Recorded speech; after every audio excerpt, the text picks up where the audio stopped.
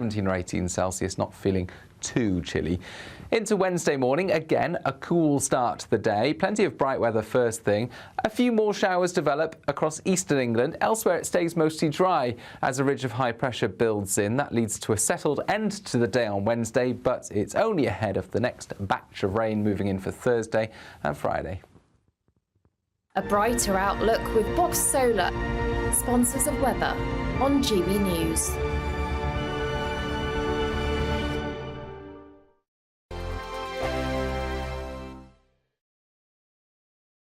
In the GB newsroom, we bring you the news as it happens. With our team of dedicated journalists across the UK, GB News brings you accurate reporting of the day's topical agenda. When the news breaks, wherever and whenever it's happening, We'll be there. This is GB News. the People's Channel. Britain's news channel. I'm Michael Portillo. This is GB News, the People's Channel, Britain's news channel. Hi there, I'm Michelle Dewberry and I'm going to take a second to tell you all about my show, Dubes & Co. We start off with the issues of the day. We then bring in both sides of the argument. We get rid of the disrespect. And then you throw me into the mix. And trust me, I'll tell it exactly how it is. And then, of course, the magic ingredient, you at home. We mix it all together and what have we got, in my opinion, the best debate show in town. Monday to Friday, 6 till 7 on GB News, Britain's news channel. I'm Patrick Christie's. Every weeknight from 9, I bring you 2 hours of unmissable, explosive debate and headline-grabbing interviews. What impact has that had? We got death threats and the bomb threat and so on. As time passes, She could have said Storm. You made my argument for me. My guest and I tackle the issues that really matter with a sharp take on every story. Went everywhere. something practical could be done. Or I can become something different. Patrick Christie's tonight from 9 p.m. only on GB News, Britain's news channel.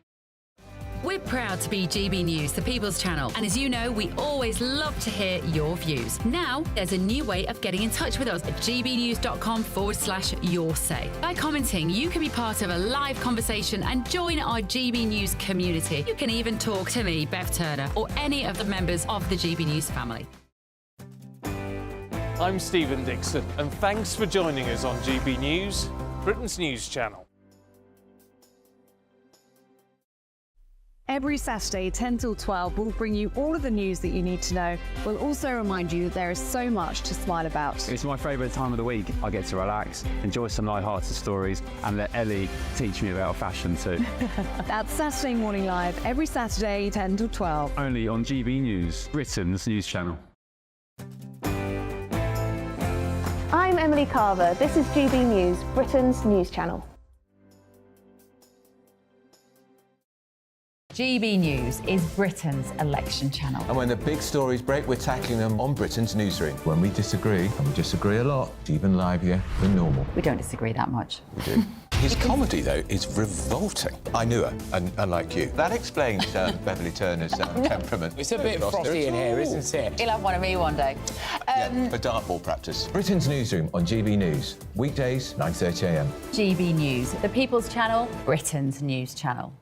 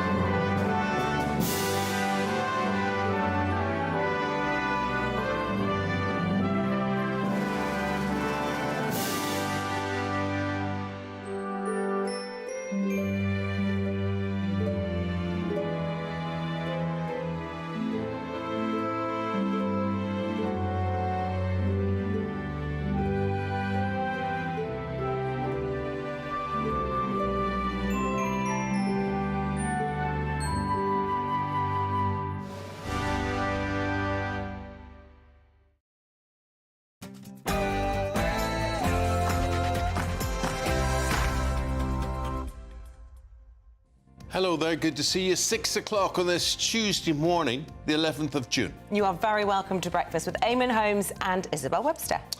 Leading the news today, the Prime Minister returns to the campaign trail asking for forgiveness. as he prepares to launch the Conservative Party manifesto. Participated in events both in Portsmouth and in France, and having fully participated in all the British events with British veterans, I returned home before the International Leaders event. That was a mistake, and I apologise for that. Labour is pledging to tackle the crisis in children's health, promising 100,000 new dental appointments. We'll be speaking to Shadow Health Minister Wes Streeting just after 7. Sir Ed Davey taking journalists on a ride as he launched the Liberal Democrats manifesto with a bang. A scandal at Strictly as star dancer Giovanni Panice is axed following growing allegations of threatening and abusive behaviour. More parents want their children to learn life skills such as cooking and economics. Are our schools actually doing anything to prepare children for the real world? After 7, we'll be debating that. Your views very welcome. And in the sport this morning, Prince William sends the England team on their way to Germany for the Euros. There's 2 more medals for British athletes in the European Championships in Rome. And Carlo Ancelotti said there's no way that Real Madrid will compete in next year's Club World Cup until a couple of hours later the club say they actually will.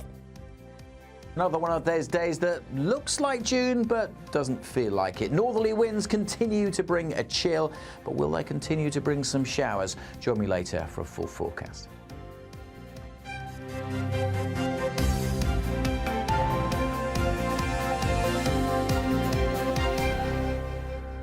So the Prime Minister has returned to the campaign trail after a weekend of hiding, just in time to launch the Conservative Party manifesto today. Yeah, they're set to lay out their plans of action to cut taxes, boost the economy and curb migration, as Rishi Sunak pitches to become an heir to Margaret Thatcher.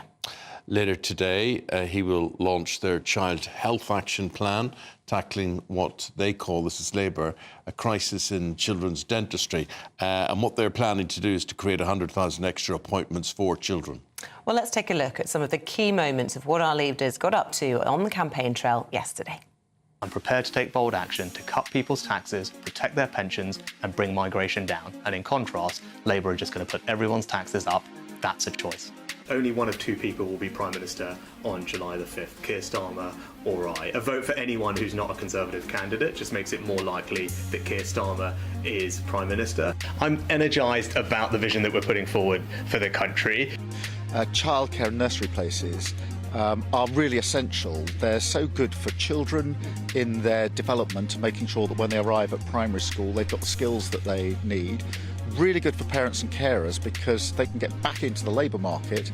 When I took over the leadership of the Liberal Democrats in 2019, we'd had 3 really tough elections and we lost our way a little bit. And my first speech, you may remember, I said we need to wake up and smell the coffee. And what I said I wanted to do was really listen to people, listen to their concerns and make sure that when we got to this election, our policies responded to them. Now, the right thing to do is to make work pay. So let's lift the starting point at which anybody pays any income tax to £20,000 a year. That's still well below the average national salary, but well above the current level, which is about £12,570 a year.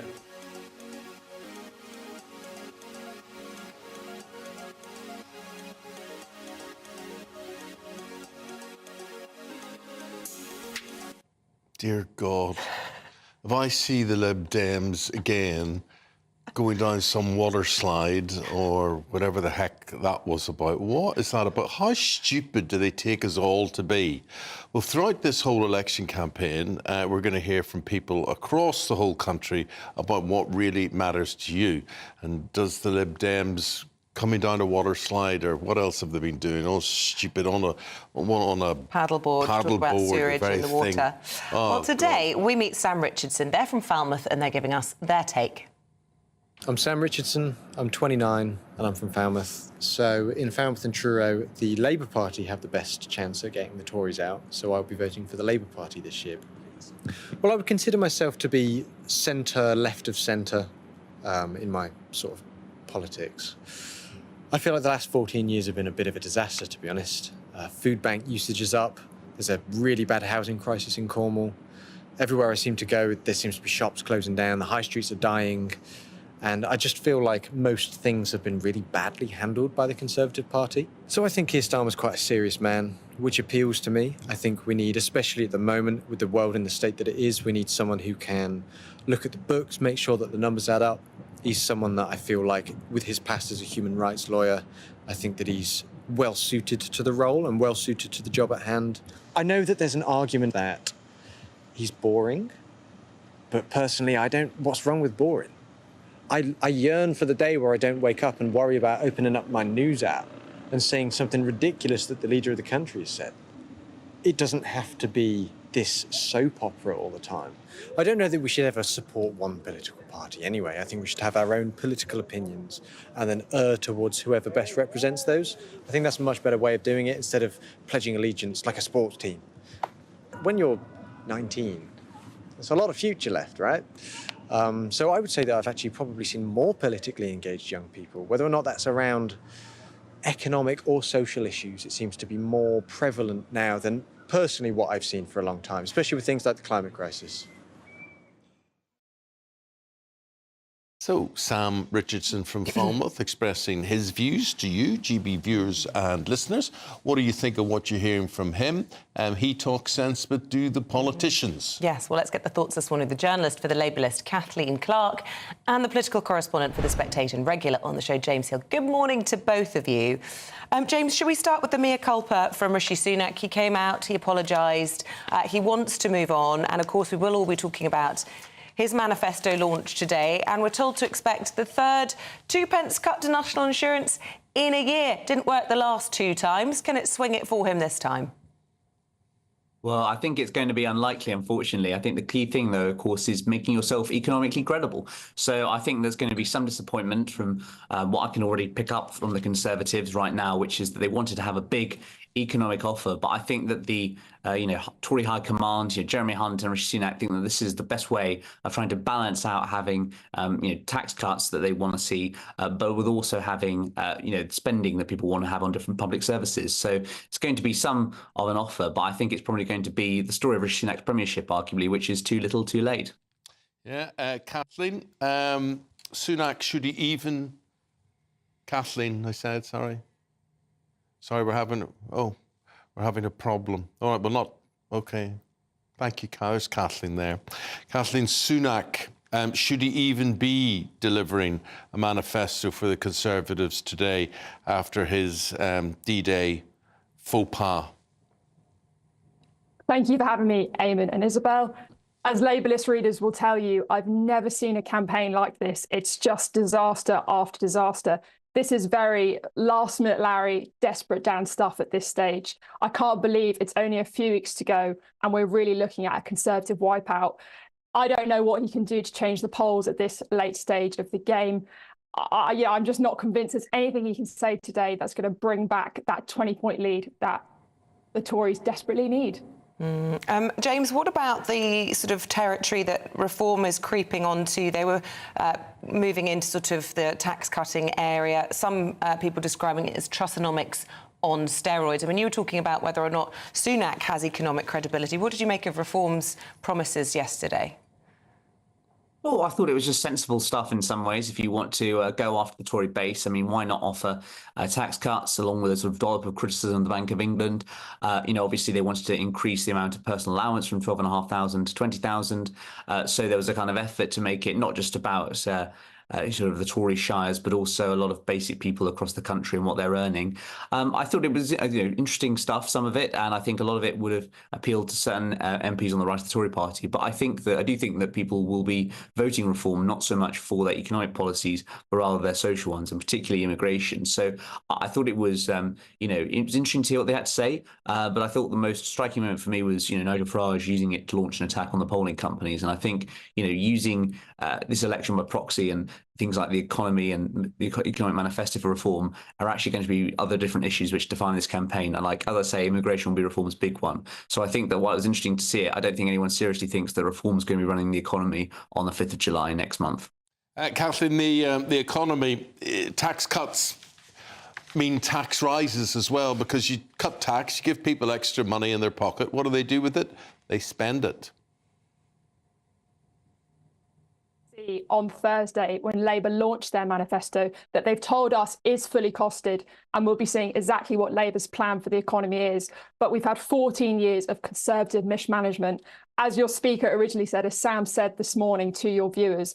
And you know what? I completely agree, and so do Labour-list viewers, and of course GB News viewers do as well. I think, Catherine, today when you look at what Labour are going to talk about, 100,000 dental appointments, extra dental appointments for children, it's scandalous. It's absolutely scandalous. We live in a country where a child can't have a tooth extracted or filled. Absolutely. And to quote Keir Starmer, I want children to taste their dreams, not a dental appointment. And to be honest, I can't even believe we're having this conversation in the year 2024. We are one of the richest countries in the world, and we really should be looking after our children. OK, well, we'll be speaking to Wes Streeting, who is the Shadow Health Secretary, just after 7 o'clock. But for now, we say thank you very much to Kathleen Clark and James Heal for their analysis. Today, well, I just noticed the sun was rising out there. It might be a pleasant day for a Tuesday morning. Let's get a weather update now. We say good morning. We don't have the weather. We have got the weather now. Are we sure we got the weather? We do. Alex Deacon, morning. A brighter outlook with Box Solar, sponsors of weather on GB News. Good morning. Welcome to your latest weather update from the Met Office here on GB News. Bit of a chill out there today. It doesn't really feel like June. There'll be some June sunshine around. There'll also be a fair few showers around as well. Now, the breeze is coming down from the north, hence the chill. Quite a bit of cloud developing through the day, so it's not going to be sunny everywhere, but much of the west, Northern Ireland, Wales, southwest England, western Scotland staying dry and fine. And even further east, there'll be some sunny spells, but expect showers over parts of northern England, the Midlands, East Anglia and the southeast. And even if you've got the sunshine, it isn't warm. Temperatures struggling into the mid-teens for many, feeling cooler with that wind, particularly on some of these North Sea coasts. That breeze will continue to bring a few showers around. So for this evening, yes, plenty of showers across East Anglia and the southeast, but for much of southwest England, Wales, it'll be a fine evening. Not very pleasant for sitting out in, because temperatures will be dropping pretty sharply once the sun has set. But a fine day by and large for Northern Ireland, and in fact most of Scotland will be dry through the evening. Just the odd shower coming in, but still a significant chill, particularly over the Northern Isles. Temperatures here quickly dropping back down to single figures and feeling cooler with that wind, which will continue to blow through Tuesday evening. The showers, though, well, they should tend to fade away, so many places becoming dry as we go through tonight. So we'll always keep some showers coming into the Northern Isles. We'll keep quite a bit of cloud in some places, but where we have the clear skies, it is going to turn quite chilly again. Temperatures well down into single figures in some rural spots. So another fresh day on Wednesday. The winds, though, won't be as strong on Wednesday, and there won't be as many showers either. Yes, still a sprinkling over eastern England and northeastern Scotland, but I suspect many areas will be dry as we go through tomorrow. Some cloud, but a bit more in the way of sunshine. Those lighter winds as well. Temperatures still below par for this time of year, but it'll probably feel just a touch warmer tomorrow. Goodbye. That warm feeling inside from Boxed Boilers, sponsors of weather on GB News.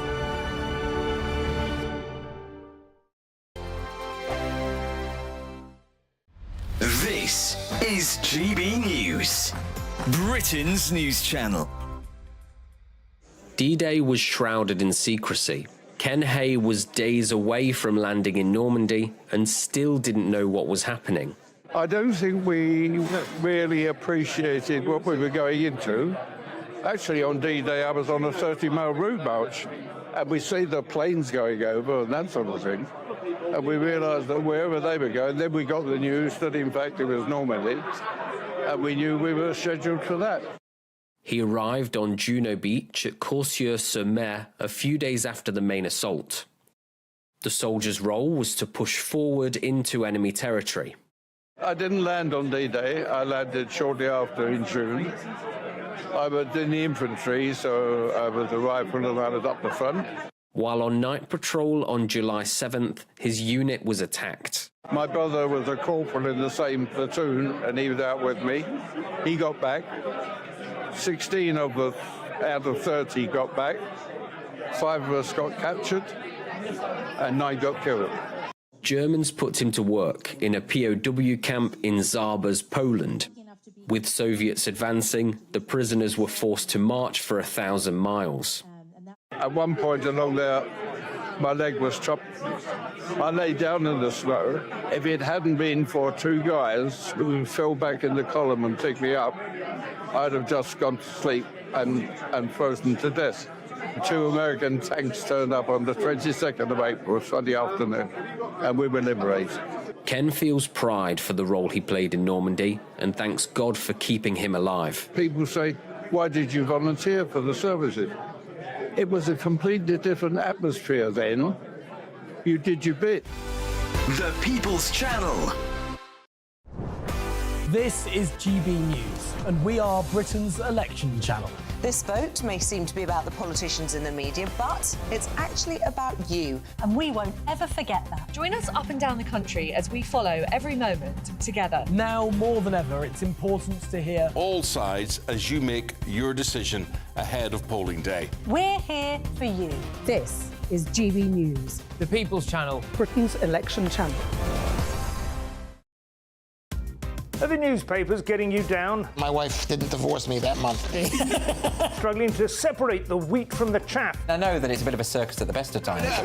Well, don't worry. Headliners has got you covered. We'll take the burden of reading the day's news, and if we get depressed, who cares? It's an occupational hazard, frankly. That's Headliners on GB News from 11 p.m. till midnight, and the following morning, 5 till 6 a.m. on GB News, the comedy channel.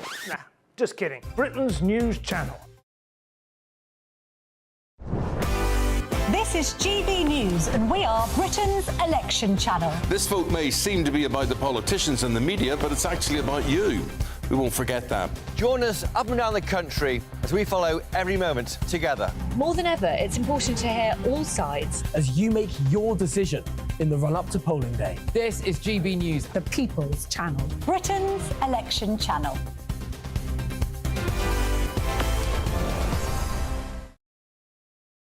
Every Saturday, 10 till 12, we'll bring you all of the news that you need to know. We'll also remind you that there is so much to smile about. It's my favourite time of the week. I get to relax, enjoy some light-hearted stories, and let Ellie teach me about fashion too.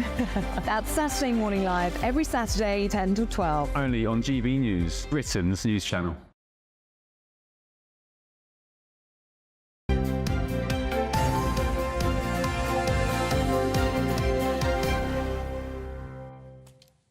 Well, here we are on this Tuesday morning. Be nice to get something really nice happening, and that really nice is going to be the Great British Giveaway. Your chance to make this summer really special. So we have more than £16,000 worth of prizes that you could win. OK, so that and a good few treats as well. Here's how you can win it. It's our Summer Spectacular. 3 top prizes that have to be won. There's cash. £15,000 in tax-free cash to spend on anything you like this summer. Plus a brand new iPhone 15 with a set of Apple AirPods. And if that wasn't enough, we'll also treat you to some fun in the sun with £500 to spend at your favourite UK attraction this summer. For another chance to win the iPhone, treats and £15,000 cash, text WIN to 63232. Text costs £2 plus 1 standard network rate message. Or post your name and number to GB06 PO Box 8690 Derby DE1 9TT. UK only. Entrance must be 18 or over. Lines close at 5 p.m. on the 28th of June. Full terms and privacy notice at gbnews.com/win. Please check the closing time if listening or watching on demand. Good luck.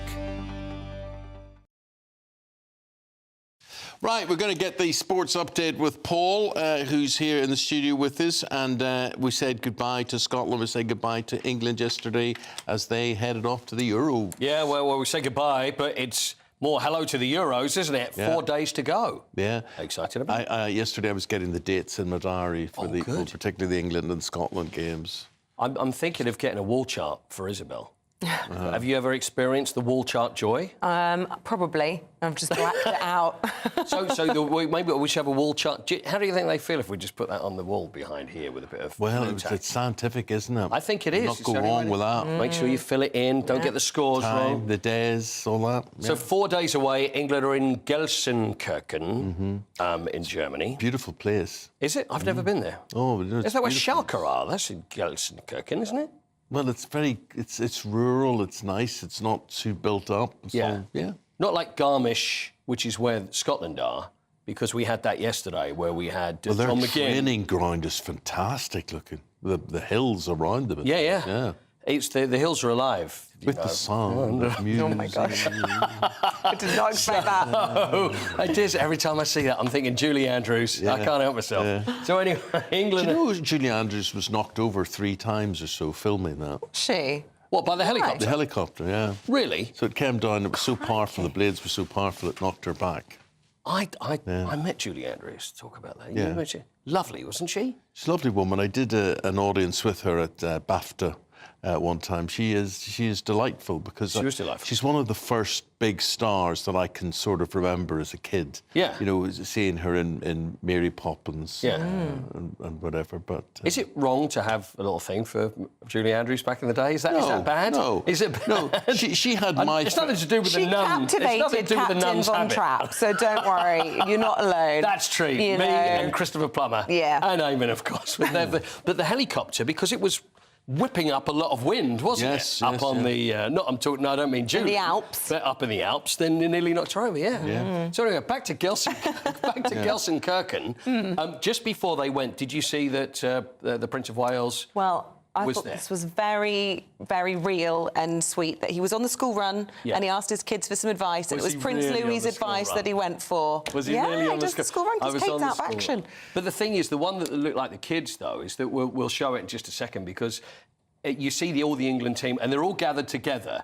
And it's like, it just reminded me of being a kid waiting for the headmaster to bring a special person in. And they're all sitting there very quietly. And then he makes this, he talks about, well, my child did say about you should eat. And it was kind of like quiet, and nobody, look, this is what happened. This is at St George's Park before they went to Gelsenkirchen yesterday. Guys, I was just thinking on the way here, what would I say today? Some of you heard Can't hear it now. Some of you, new to the England setup. I thought, what could I offer? All of you, your experienced team here, what the England team bring, Gareth. What could I say that could help kind of put you on your way? And I was on the school run with someone with the children, and I said, what should I say to the England team when I see them today? And the best bit of advice I got to ask you was to eat twice the amount you normally would eat. So I then had visions of all of you running around like massive great tummies and loads of stitches on the pitch. So I think maybe take my youngest kind of advice with a pinch of salt, looking around the physio team. Felt a bit uncomfortable. Oh, stop it! It's nice. I think we're footballers that you just see they've no etiquette in them and no formalities. Yeah. When he walked into the room, I think the first thing they all should have done was stand up and applaud him. Yeah? And there was absolutely nothing. They just sat there scratching themselves. They didn't know what to do. They should know what to do. They should be told, you think, what to do. You think a round of applause as he walks in? Oh, well, he's definitely upstanding on your feet. Anyone senior walks in, that's absolutely the thing to do. The thing is with him, though, is it's interesting the way you see him look at them, because it was almost as if, I know, this is the future king, but he's still looking at superstar footballers. And I still think in his head there was a bit of, well, there's Harry Kane over there, and then there's, you kind of see that. But also, he'll be the future king of England, and that's the sort of thing that they should have been recognising. I just thought, I thought it's ill-mannered, really. Oh, do you think it was that bad? I think it was ill-mannered. I do. I'm actually with you on that, yeah. Right. But I also kept thinking James Corden might appear and start cracking some gags. Nobody would be bad. Nobody would be very happy with that. Well, he's the chairman of the FA anyway. But Scotland, Germany. So when it comes to the Euros, the things to look forward to, we've got Friday, Scotland versus Germany, 8 p.m. So that happens. That starts the whole Euros off. Yeah. And then England will play their first game against Serbia on Sunday at 8 p.m. And they've got Slovenia and Denmark also in the group as well. You know, is European athletics going on? Yeah, very good, yeah. We've got another decent 400-metre runner, and that's Matthew Hudson-Smith is our British champion, and he holds the record. Charlie Dobson won the silver in the European Championships. This is kind of like flying under the radar a little bit, and I still think it's important, but there we are. There's Charlie, 44.38, which is a personal best. You can't ask for any more. I don't know what was going on there with number 6, but anyway, there he is winning the 400 metres, which is great for our 400-metre relay team for the Olympics. So I'm looking at that. You know, we think of Roger Black, we think of Chris Akabusi, you know, from 91. Pole vaulter Molly Caudry, she won bronze. She's not happy about that, though, because she was the world champion, indoor champion. And so hopefully for the Olympics. What do you think the difference is, though, between indoor pole vault and outdoor? Apart from the roof, of course. What's the difference? Yeah, I don't know. Because she's the world indoor champion. Oh, right. Well, the elements, I suppose. Do you think there's because as you... A little bit of wind whips up, like Julie Andrews again? And rain would be a problem as well, I suppose. Yeah, I suppose so. But then why have it outdoors? You know, why? Well, it's the Olympic Games, for crying out. You've got to have it out. Have it out. Very, very tough thing when I had to do it at school. Hold on, you did pole vault at school? Yeah. Did you? Yeah, we had the Commonwealth champion at our school, a guy called Mike Bull. Right. And therefore, yes, we were all expected to excel at such a thing. Right. Very difficult. But did you... Waiting for your pole to snap. That's the thing, is that we had, like I said, we had one hurdle at our school, and then we had the 110 metres hurdle, where everybody would go round in a circle and then jump over and come back round again. Yeah. We had one pole vault, but the thing didn't bend. So it was just like... So you had the proper bend up and... Over the top? Yeah. Over the top, yeah, absolutely. Yeah. All of it, yeah. All of it. It is the season, isn't it? Sports days up and down the country taking place at the moment. They have pole vault, though. Yeah, I don't know. Let us know. Are you going to a sports day that involves a pole vault? Well, sports day memories next time round. Thank you, Paul. OK, pleasure. Thank you. Scandal has struck Strictly as star dancer Giovanni is axed following growing allegations of threatening and abusive behaviour. Now, you see, I'm not sure if he was axed or he walked away from this one because there was no love lost on either side. He has denied all reports of bad behaviour. Well, let's get the thoughts this morning of the Showbiz journalist Andy Oliver, who joins us down the line. Good morning to you, Andy. So Giovanni Panici has had weeks and weeks of terrible press. We don't really know the truth about whether he was pushed or he jumped, but it will be no more. We won't see his little toes dancing around the dance floor again, which is a shame. Yes. Well, was it inevitable? I mean, it hasn't had a great 6 months in terms of publicity, and neither has the programme. So I'm thinking, was it the BBC saying, you know, we've had some bad publicity about this star, do we need to maybe let him go? Or was it Giovanni himself saying that, you know, he's had to, with all the bad publicity and what's the allegations against him, he's walked away? We don't exactly know. But what we do know is that Amanda Abingdon, who he was coupled with last year on the last series of Strictly, left claiming that she had nasty behaviour from him in rehearsals when they were training for their routines. And she's also been diagnosed with PTSD, which she is blaming or claiming happened because of the training that she was put under Giovanni. So we don't know who's telling the truth. It's very sad because I've met Giovanni on quite a few occasions, and he comes across as a very nice gentleman, actually, and the fans absolutely love him. And even though the allegations are out there against him, everybody I speak to in terms of the fans are on his side. They're actually really gutted that he's actually leaving the show this year. And he's not on the retained list of the dancers that day. I mean, from the fans' point of view, they don't see what goes on behind the scenes. All they see is an incredibly gifted dancer who we're seeing footage of now. And I go back to my point that it is a shame in a way, because he was one of the best. He was absolutely fundamental to the programme, I suppose a lot of people could say. Certainly the fans seem to think so. And it's the 20th anniversary, isn't it, this year? And he was super excited about that. Well, yes. I mean, he started off on the Strictly, 2015, and he won it, of course. He won it 3 years ago. 2021, he won the competition with Rose Ayling-Ellis. And as I said before, he's got his own show now with Anton, which tours. He has his own show as well on his own, which tours around the country in theatres.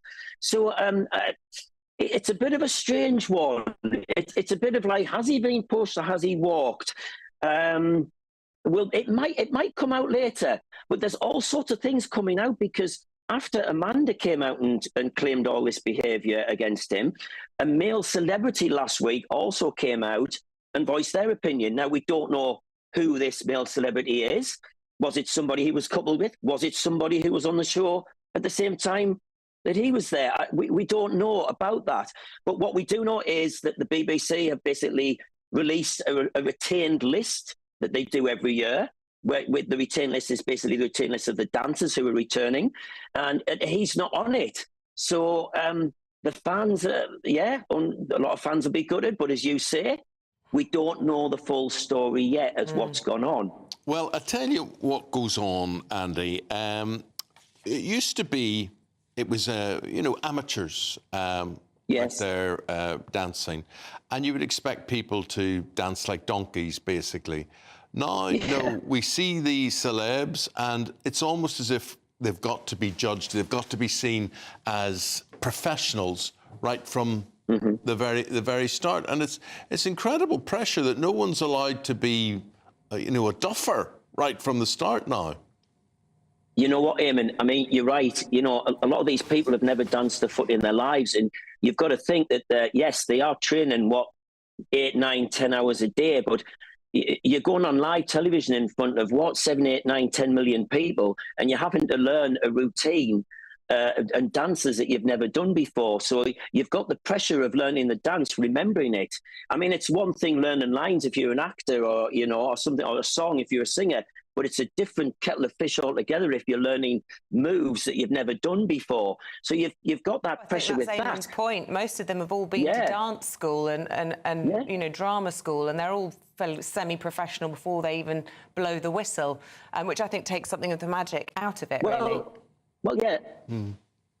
Well, yeah, you can say that. I mean, we've had a lot of like late last year, a lot of actors and dancers who people say, well, yes, they have done that before. But there are the odd celebrities on there that, over the years that have gone on and haven't really danced. But I guess that's it.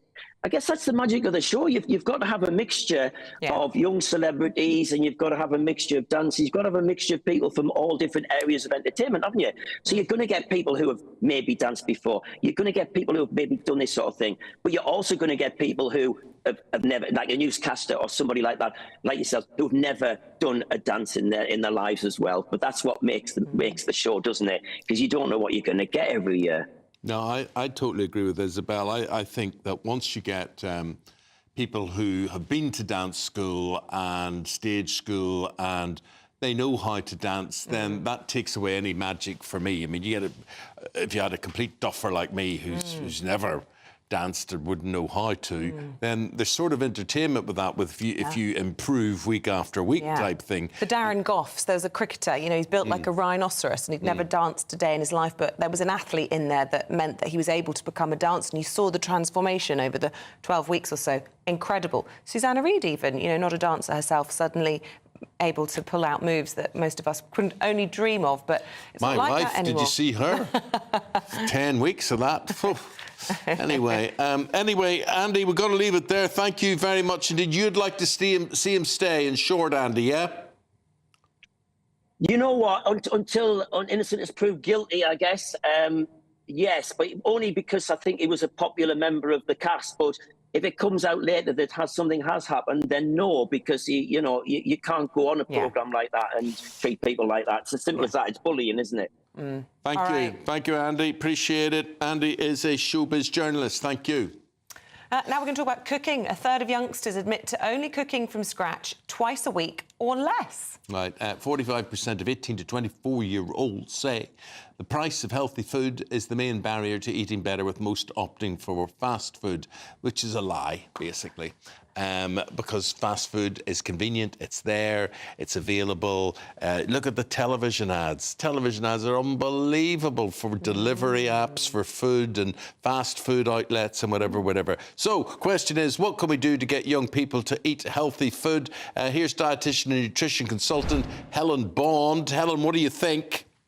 Oh, well, good morning. And it's a great time to be talking about healthy eating because this is Healthy Eating Week. And indeed, we need to be engaging with our younger audiences to get them to kind of shop well, cook well and eat well. But it is a difficult battle, as you've just said. And new research today has shown, 45% of youngsters in the kind of 18 to 24-year-old bracket say that, the cost of healthy eating is curbing their kind of healthy eating habits. A further 40% say that, they don't have time to kind of plan and cook nutritious meals. And again, this research by the Nutrition Focus app says that, 37% of this age group is having takeaways once or twice a week, which is not good news for their health, both now and in the long term. That's the problem, really. They don't think about their long-term health. Maybe they're more interested in their weight or their attractiveness at this age. But eating habits formed at this age tend to persist into later life. We know we're eating too much fat, sugar, salt, and not enough of the good things like fiber, fruits and vegetables, all of those things. So yes, we need to help this age group so they have the skill set and they have the nutrition knowledge to take that forward. So Helen, sort of bust some myths for us this morning. Do you agree that it is impossible to eat healthily on a budget and quickly as well? Or do you have any sort of fail-safe, affordable and very quick to prep meals that you'd recommend youngsters try?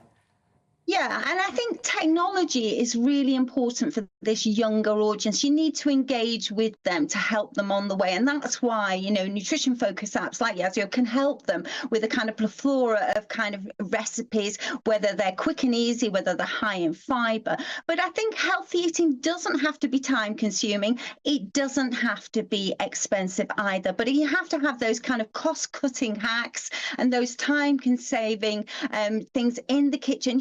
Make use, I always say, of things like peas, beans and lentils, which are a type of pulse, very inexpensive compared to meat, and yet they double up as one of your 5 a day and also a great source of plant-based protein. If you overget a milk as something, you have too much milk, maybe make some lattes. If you have too much bread in the house, use things like breadcrumbs to make another dish, or kind of bulk, use bulk recipes so you can make something throughout the week. You're prepared. So it doesn't have to be tricky, but it's knowing what to do. And I think with this audience where they're going from the adolescent years, leaving home, going to university, starting work, we all have really busy lives, but it doesn't need to be complicated and it doesn't need to be hard. Yeah. No, but there is, Helen, there is this audience that exists that watches cooking programmes on TV. For instance, I think it was Saturday or Sunday, probably both, but there was a cooking programme on BBC One, there was a cooking programme on ITV, there was a cooking programme on Channel 4, and I just wanted to throw a shoe at the TV, really, because was there nothing else on or nothing else available? The point being, there is an audience, there's obviously an appeal, there's obviously people are watching this stuff. So what are they doing? Are they watching and not cooking? I think that's it. They're watching and maybe enjoying all the cookery programs like I do. And I'm a typical person in the kitchen. I must have about 100 cookbooks. But sometimes when you are time poor, you've got to feed a family or you've got to feed yourself and everything, you don't really know where to start. And I think that's why apps and having things online for this younger audience makes it much more accessible. They know that they can kind of rustle up something quite quick and easy, but is nutritious. It's going to kind of sustain them, keep them feeling fuller, and also nourish the body. Like I said, this audience tends to look at, particularly at this time of the year, they're often getting summer ready, want to get in the bikini. So it's all about their weight. But we need to look at healthy eating is so much more than the calories that we consume. Food nourishes our bodies, it fuels our mind, and also it gives us all the vitamins and minerals for health, both now and in the future. So yeah, don't get, despondent by all the cookery programs. Start with one recipe and build it up from there. Like I said, it doesn't have to be complicated. Yeah. It doesn't need to be cordon bleu cookery. Yeah. It needs to be wholesome food that you've cooked from scratch, because then you know exactly what's gone into it and you can control what's gone into it. If you have an expensive car, you don't put the wrong fuel into it, do you? You look after it and give it the very best that it needs. You should do the same to your body. And how much does it cost to hard boil an egg, open a can of tuna and a couple of leaves of lettuce? Super healthy, filling, nutritious. I think I'm going to have that for lunch. I've just talked myself into that. Helen Bond, thank you for inspiring us to do better, be healthy. I appreciate it. Morning to you. Great speaking to you. I think, a very attractive thing for any man or woman or to have a partner in their lives. If that partner can cook and that partner can dance, as in Strictly, I think people often think they've got the ideal partner. That's the magic formula. Dancing and cooking. I think I've done well then with my husband. We can do both of those. Tick, tick. There we That's go. what he thinks every day. He wakes up and he thinks she can dance, she can cook. I don't know about that. But there you go. OK, stay with us. We've got Alex Armstrong and Emma Burnell going through the papers in just a moment. We'll see you then. The latest GB News travel. Good morning, I'm Russell Holding. On Merseyside, the A572 is closed each way under the M6 at Newton-le-Willows after an accident. Train services between Staffordshire and the West Midlands have been stopped between Lichfield, Trent Valley and Birmingham New Street because of a signalling problem. On the M5 in Gloucestershire, there's no diesel for cars southbound at the Micklewood services between junctions 13 and 14 south of Stroud. In Caerphilly, the A469 is closed in both directions after an accident. In London, the A404 Watford Road in Harrow is blocked by an accident by Northwick Park Hospital. And there are a couple of problems in Hampshire. The A325 is closed southbound along Farmer Road in Aldershot after an accident. On the A27 in Portsmouth, the eastbound exit to Eastern Road's closed for repairs. And that's the latest. You can stay up to date throughout the day by visiting our website, gbnews.com. Hi there, I'm Michelle Dewberry and I'm going to take a second to tell you all about my show, Jubes & Co. We start off with the issues of the day. We then bring in both sides of the argument. We get rid of the disrespect. And then you throw me into the mix. And trust me, I'll tell it exactly how it is. And then, of course, the magic ingredient, you at home. We mix it all together and what have we got, in my opinion, the best debate show in town. Monday to Friday, 6 till 7 on GB News, Britain's news channel. GB News is Britain's election channel. And when the big stories break, we're tackling them on Britain's newsroom. When we disagree, and we disagree a lot, it's even livelier than normal. We don't disagree that much. We do. His comedy, though, is revolting. I knew her, and unlike you. That explains Beverly Turner's temperament. It's a bit frosty in here, isn't it? You'll have one of me one day. For dartball practice. Britain's newsroom on GB News. Weekdays, 9:30 a.m. GB News, the People's Channel, Britain's news channel.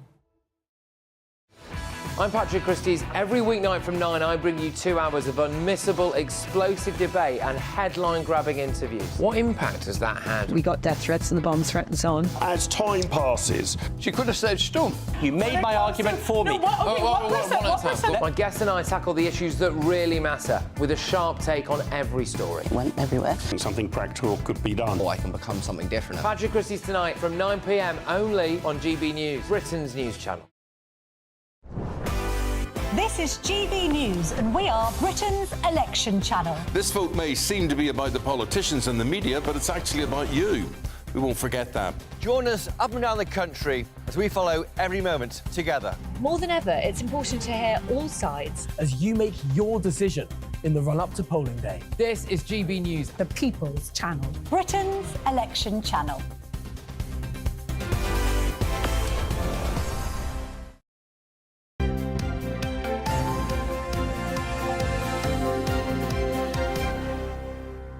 We say good morning to Alex Armstrong and Emma Burnell as they look through the newspapers with us today. Guys, good morning to you. Morning. Morning. Emma, we start with the front page of the Time, and it says Conservatives offer lower taxes and help for home buyers. Now, we're going to hear their manifesto or what's in it today. What do you think? I think that the Tories are getting increasingly desperate.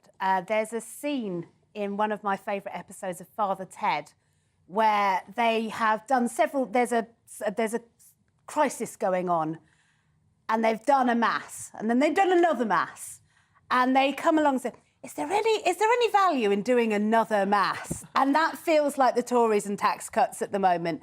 It's like they've tried this line. They've tried it, and they've tried it, and they've tried it, and the polls haven't shifted. And there's two reasons for that. First of all, if you ask the public, they say we need more money for public services. And secondly, nobody believes them. Well, this is the problem. Another £13 billion of tax cuts. who feasibly thinks that that's possible? And they're going to even further clamp down on tax avoidance. Well, last week we were told that was going to pay for something else. I mean, yeah, and it is almost... the huge splashy promises of things that need to be paid for, whilst they also promise tax cuts. They know they're not going to be in power and have to deliver any of this. Yeah, it's fascinating, isn't it? I mean, it's like trying to buy votes, I think, at this point with working class people who obviously do... I think working class people do need a tax cut because we are at the highest tax burden in history, and I do think people want to save money. We were talking about home buyers here. Yes, these things should have happened, absolutely, but whether it's too little too late for the public to actually buy this... I just think the tax burden in this country, one day somebody's going to wake up and say, what the heck is this all about? The tax burden is horrendous. And name me, and ask any of you to name me, an activity that you can do in life that doesn't involve you paying tax, because as soon as you end up spending any sort of money... invest a lot of money, apparently. You pay very little. I mean, this is the problem. It's not just the tax burden overall. It's what we tax. You know, we tax labour far more than we tax wealth that does nothing to earn its money. It just sits there gaining more money.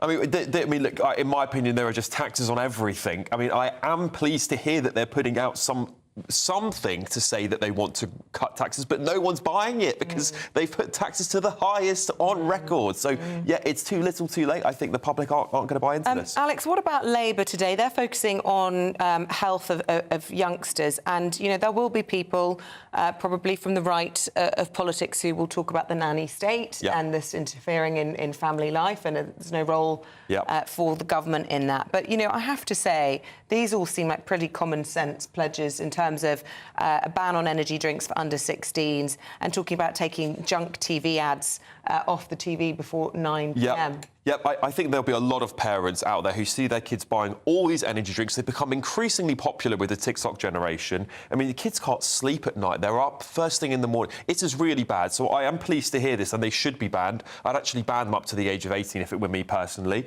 But the only thing I would say about this is kids don't watch TV. I mean, you've got to ban it on TikTok if you want it to work. You've got to ban it on online advertising if you really want this to be effective. But I actually think the ban on buying it underage is a very good thing, and this is just a no-brainer. The other part of this policy that he's putting forward is 100,000 urgent places for dental care, which is another rising issue in this country. I don't know how they're going to deliver it because he hasn't actually said how he would put these new appointments forward, because, as we know, dentistries have disappeared off the high street at a rapid rate over the last decade. So we really do need investment in dentistry in order to catch up and allow these appointments to take place. But I certainly agree with the energy drink ban. It's horrendous. You talk there about dentistry, dental surgeries disappearing. And there's a story here, Alex, about shouting managers hurt workers' morale. Now, I'll reserve my judgment on this, but a study has found that workers who are told off basically have lower job satisfaction. Well, don't be so rubbish at what you do, and, you know, it might be better. But tell me what you think of this. Yeah, I mean, look, it's pretty obvious if you're being shouted at by your boss, you're not going to be as happy as if your boss is praising you. Yeah. I mean, so yes, obviously, you know, you would be. The question is your boss shouting at you because you're bad at your job, or is your boss shouting at you because your boss is a bit of a, you know, a do-gooder? Poor manager. Or a poor manager, because there are managers who do shout, and I've had some managers who have shouted at staff, not necessarily myself, thankfully, and I'm like, well, you know, is that called for? And is there a better way to deliver that message than to scream and shout at them? Sometimes it just deters the employee, and what you really want is employees who are going to be creative and have freedom to fail so they can innovate.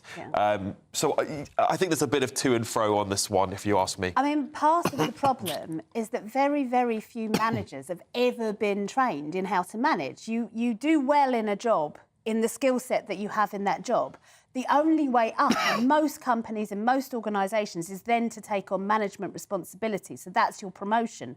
But at no point between those two steps are you actually trained in the completely different skill set of people management. So lots of managers just don't have that natural ability to motivate people in better ways. So they fall back into, being a dictator rather than an enabler. And quite often the job moves on from the time when they actually did the job. So not only can they not manage people, but they have no idea about the job that the person they're lecturing, how it actually works. So I can imagine this is awful for people who are humiliated. Nobody should be humiliated as part of their employment. How do you get people to do the job right? Just employ the right people. You don't need me to tell you about this industry and people who work as journalists who can't spell. Well, that's totally different. I mean... Well, it's not totally different because they've got master's degrees in journalism. Have they? Yes. I have a master's degree in journalism and spell check turned on all the time, so that's reasonable. But if I were to hand in copy that was poorly written, not poorly spelled, but poorly written, then I would expect critique and feedback. But there is a difference between critique and feedback, and quite harsh Well, critique. what do you do about idiots who can't spell? But, I mean, idiots who can't spell should run it through spell check. I mean, really is, in this day and age... I see what Eamonn's saying, though. Like, I mean, I do think there's sometimes if you've given someone feedback time and time again, you're just going to lose your rag. Yeah. And that's totally reasonable. You are a human being. You're not a robot, right? So I think that's a perfectly reasonable reaction if you've given someone the scope to fail and they don't learn and they don't listen to what you're saying. Yeah, I can get why people would Alex, react that way. you raised a very, very interesting point earlier there, and you said that kids don't watch TV. They don't watch kids' TV. Yeah. And I find that so sad because I was, to a degree, educated by children's television that I watched as a youngster. And I thank God that I had such a blessing of rich, innovative TV available to me. And I look now at what's available on these handheld devices to people, and you think, how do they stand a chance? How do they actually stand a chance? Well, absolutely. And that combination that we had in certainly the 70s and 80s of entertainment and education, I don't think there's anyone of my age group who doesn't count to 12 with a certain tune in mind that came from Sesame Street. Yeah. So I do worry that the desperation of what's on TikTok or wherever the kids are, I'm 49, so I'm not there, is not giving them that same quality level that we got. Well, it's things definitely like not. Bag Puss or Sesame Street. It's definitely not. I've got I've got a lot of brothers. I'm one of 6, so I've got lots of brothers, and most of them are younger. They're in their early 20s, 21, 20, 18, 19, and the stuff that's fed to them on TikTok makes them spell poorly. I mean, one of my little brother's spelling is so poor, I'm constantly correcting it because they talk in slang. Well, they're not reading. They're not reading. They're getting fed these sort of subtitles that are also not correct, by the way. A lot of they're just badly translated. And then they go on to write like that in their essays. And I'm proofreading one of my little brother's essays, and I'm like, can you go back and rewrite it? Like, that would be the time where I might get a bit shouty. I'm like, that doesn't make any sense in English. If there had been a smartphone ban, they'd have been a lot better off. Get them reading books and they might... Give them a book. Despair. Too late, unfortunately. I despair. Right, where should we go next to make us despair a bit more? Eurozone chaos. France have called a general election, Emma. Yeah, Macron has taken a very, very big gamble. He's not running in this election. It's not the presidential election, it's for the parliament. His election comes in, I think, 2027. Please correct me if I'm wrong on that. But he's essentially dissolved the parliament because the far-right party, led by Marine Le Pen, the Front National, Assembly Nationale, sorry, I think they were previously the Front National, have done very well in the Euro elections. And Macron is basically gambling that they will either the French people will say, well, actually, when it comes down to our own country, we don't want them in charge. We just want them, causing a bit of havoc in Europe. Or they will do well and then not be able to govern well when they get there, and that will then shore up his position. Yeah, but just as the world's about to descend on France for the Olympics, I mean, it is a very brave strategy. Well, it's fantastic. Let's just tell the Brits here, this is fantastic for your euro because it's tumbled the euro to a 2-year low. It's 84p versus the pound. So this is great if you're going on holiday. But this is perfect season for it. If we can keep that going to September when I go to Greece, that would be great. Exactly, right? But, it's a really big gamble. And I do think that there's a lot of questions as to whether this was a good call, because I mean, Marine Le Pen is now lapping this up. Imagine a Prime Minister gambling and taking election before he needed to. Sounds familiar. Thank you both very much indeed. The guys are going to be back in about 40 minutes' time. Alex Armstrong and Emma Burnell. Thank you very much indeed. Here's weather with Alex Deakin. A brighter outlook with Box Solar, sponsors of weather on GB News. Good morning. Welcome to your latest weather update from the Met Office here on GB News. Bit of a chill out there today. It doesn't really feel like June. There'll be some June sunshine around. There'll also be a fair few showers around as well. Now, the breeze is coming down from the north, hence the chill. Quite a bit of cloud developing through the day, so it's not going to be sunny everywhere, but much of the west, Northern Ireland, Wales, southwest England, western Scotland staying dry and fine. And even further east, there'll be some sunny spells, but expect showers over parts of northern England, the Midlands, East Anglia and the southeast. And even if you've got the sunshine, it isn't warm. Temperatures struggling into the mid-teens for many, feeling cooler with that wind, particularly on some of these North Sea coasts.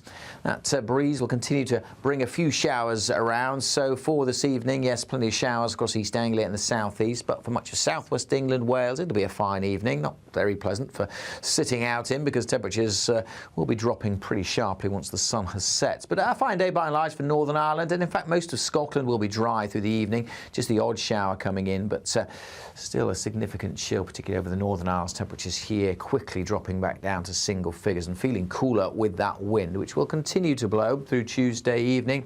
The showers, though, well, they should tend to fade away, so many places becoming dry as we go through tonight. So we'll always keep some showers coming into the Northern Isles. We'll keep quite a bit of cloud in some places, but where we have the clear skies, it is going to turn quite chilly again. Temperatures well down into single figures in some rural spots. So another fresh day on Wednesday. The winds, though, won't be as strong on Wednesday, and there won't be as many showers either. Yes, still a sprinkling over eastern England and northeastern Scotland, but I suspect many areas will be dry as we go through tomorrow. Some cloud, but a bit more in the way of sunshine. Those lighter winds as well. Temperatures still below par for this time of year, but it'll probably feel just a touch warmer tomorrow. Goodbye. That warm feeling inside from Boxed Boilers, sponsors of weather on GB News.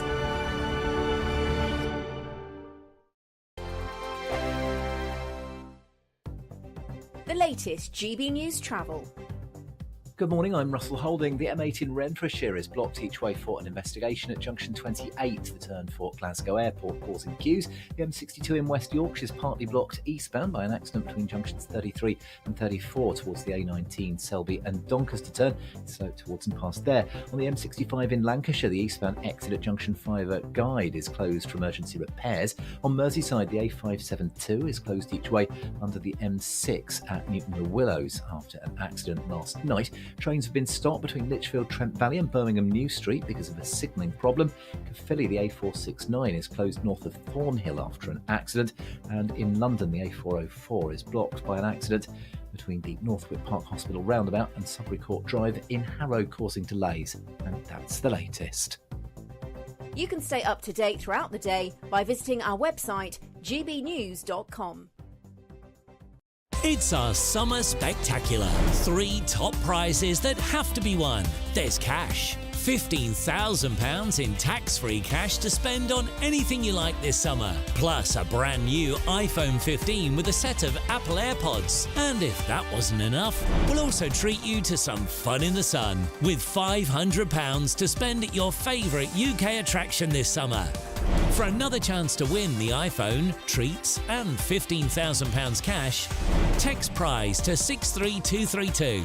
Text costs £2 plus 1 standard network rate message. Or post your name and number to GB06 PO Box 8690 Derby DE1 9TT. UK only. Entrance must be 18 or over.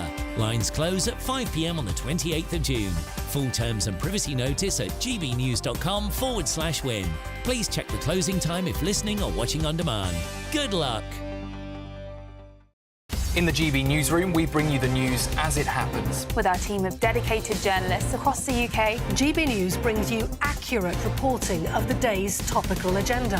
When the news breaks, wherever and whenever it's happening, we'll be there. This is GB News, the People's Channel, Britain's news channel.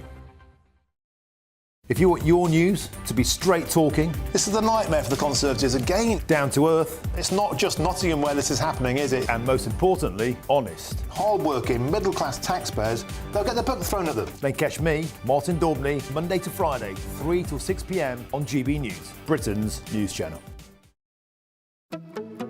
Good afternoon, Britain. Good afternoon, Britain. Weekdays from midday, we bring you the most compelling stories from across the United Kingdom. And why it matters to you. From your doorstep to our inbox. That's right, we want to hear from you. Good afternoon, Britain. Only on GB News, the People's Channel, Britain's news channel.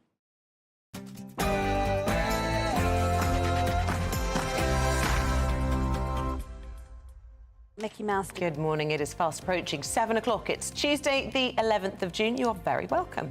Yeah, welcome on board. Eamonn Holmes and Isabel Webster here with breakfast on GB News. The Prime Minister returns to the campaign trail, asking for forgiveness as he prepares to launch the Conservative Party manifesto. Participated in events both in Portsmouth and in France, and having fully participated in all the British events with British veterans, I returned home before the International Leaders event. That was a mistake, and I apologise for that. Labour will pledge to tackle the crisis in children's health, promising 100,000 new dental appointments. Talking to the Shadow Health Minister, Wes Streeting, very shortly. Sir Ed Davey takes journalists on a ride as he launched the Liberal Democrats' manifesto with a bang. Scandal at Strictly as star dancer Giovanni is axed following growing allegations of threatening and abusive behaviour. And with more parents wanting their children to learn the skills, life skills such as cooking and economics, are our schools preparing children for the real world? That's our debate at 7:20. And in the sport this morning, 4 days now to the Euros. The England team have arrived at their base in Gelsenkirchen. Ahead of the Olympics, 2 medals have been won by British athletes at the European Championships, which is going on this week. And the superstar baseball player playing in London at the weekend, who seems to love soccer more than his own sport. But why wouldn't you? Another one of those days that looks like June but doesn't feel like it. Northerly winds continue to bring a chill, but will they continue to bring some showers? Join me later for a full forecast.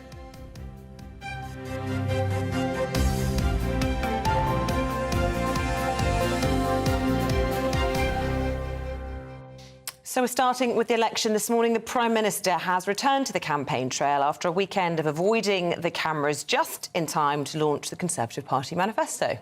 Well, the Conservatives will lay out their plan of action to cut taxes, boost the economy and curb migration as Rishi Sunak pitches to become, again, an heir to Margaret Thatcher. Well, Labour will launch their Child Health Action Plan, tackling what they call a crisis in children's dentistry, and will create 100,000 extra appointments for children. Let's take a look at some of the key moments of what the leaders got up to in the campaign trail yesterday. I'm prepared to take bold action to cut people's taxes, protect their pensions and bring migration down. And in contrast, Labour are just going to put everyone's taxes up. That's a choice. Only one of 2 people will be Prime Minister on July the 5th, Keir Starmer or I. A vote for anyone who's not a Conservative candidate just makes it more likely that Keir Starmer is Prime Minister. I'm energised about the vision that we're putting forward for the country. Childcare and nursery places are really essential. They're so good for children in their development and making sure that when they arrive at primary school they've got the skills that they need. Really good for parents and carers because they can get back into the labour market. When I took over the leadership of the Liberal Democrats in 2019, we'd had 3 really tough elections and we lost our way a little bit. And my first speech, you may remember, I said we need to wake up and smell the coffee. And what I said I wanted to do was really listen to people, listen to their concerns and make sure that when we got to this election, our policies responded to them. Now, the right thing to do is to make work pay. So let's lift the starting point at which anybody pays any income tax to £20,000 a year. and still well below the average national salary, but well above the current level, which is about £12,570 a year.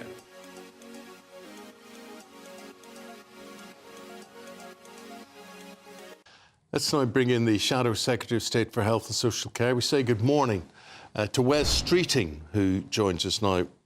Wes, looking at Rishi Sunak today and what he's going to say as regards the Conservative manifesto, do you actually think he should be in charge of the Tories today after the debacle at the weekend?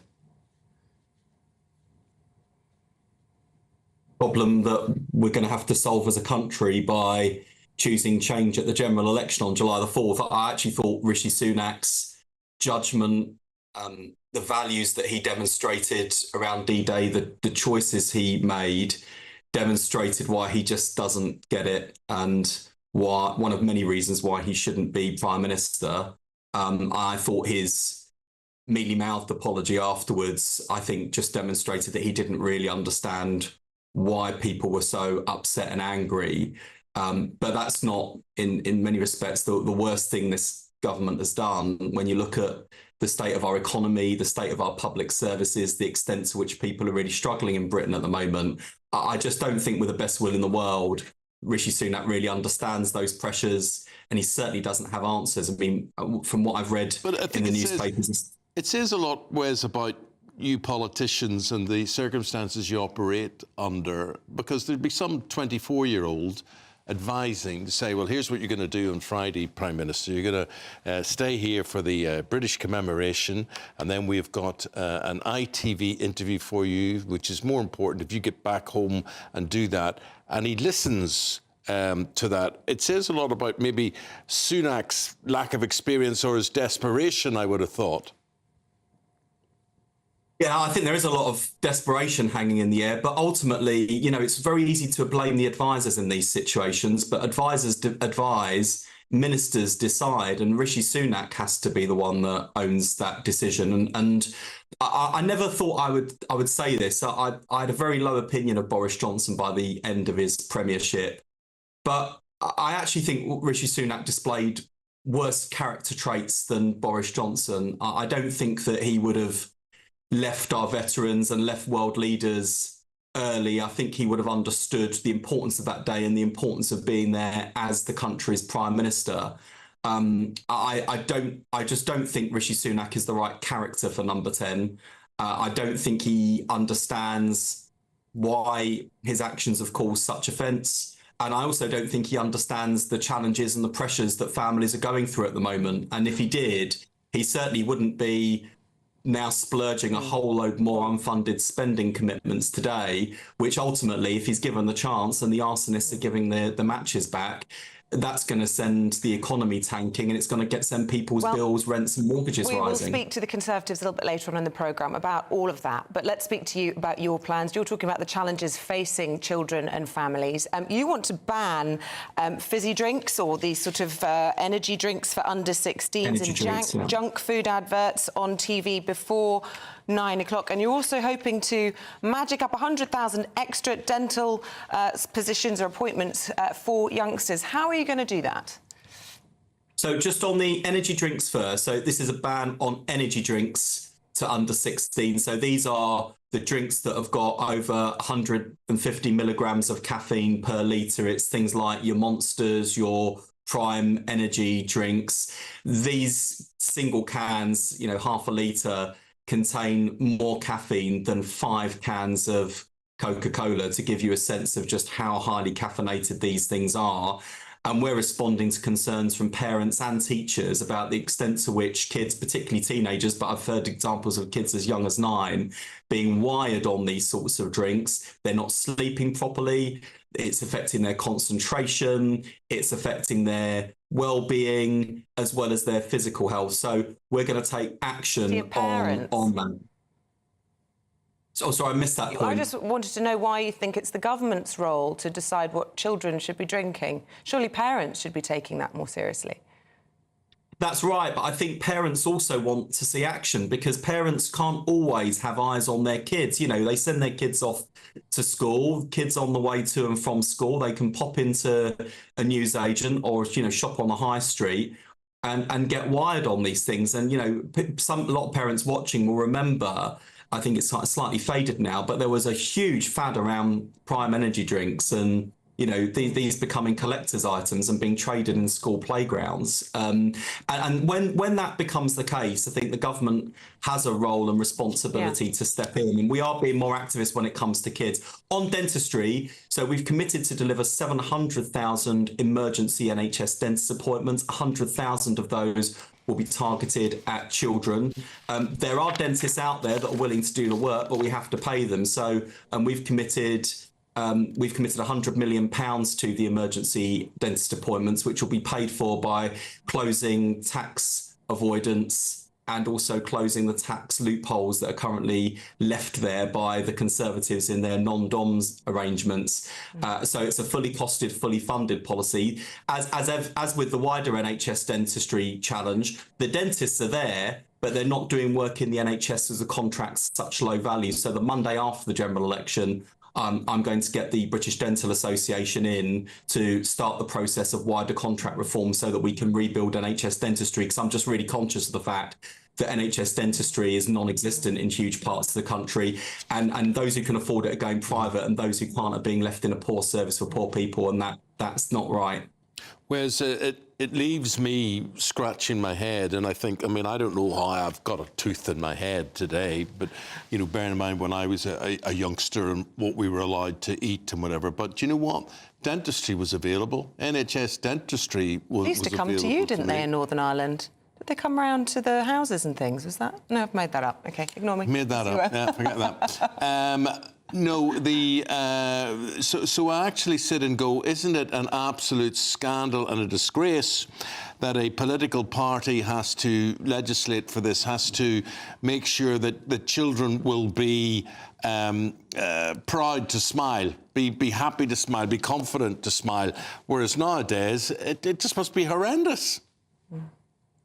Yeah, and it's not just kids. I mean, there are lots of adults out there. I mean, I've had some really shocking horror stories come into my inbox of DIY dentistry, people pulling their own teeth out, stories from people who basically struggling to find work because they've got prominent teeth missing, not socialising because they're too embarrassed. And, you know, I think your fundamental point there, Eamonn, how have we got to this point, I think is absolutely the right challenge. And my worry is that NHS dentistry is bad enough today.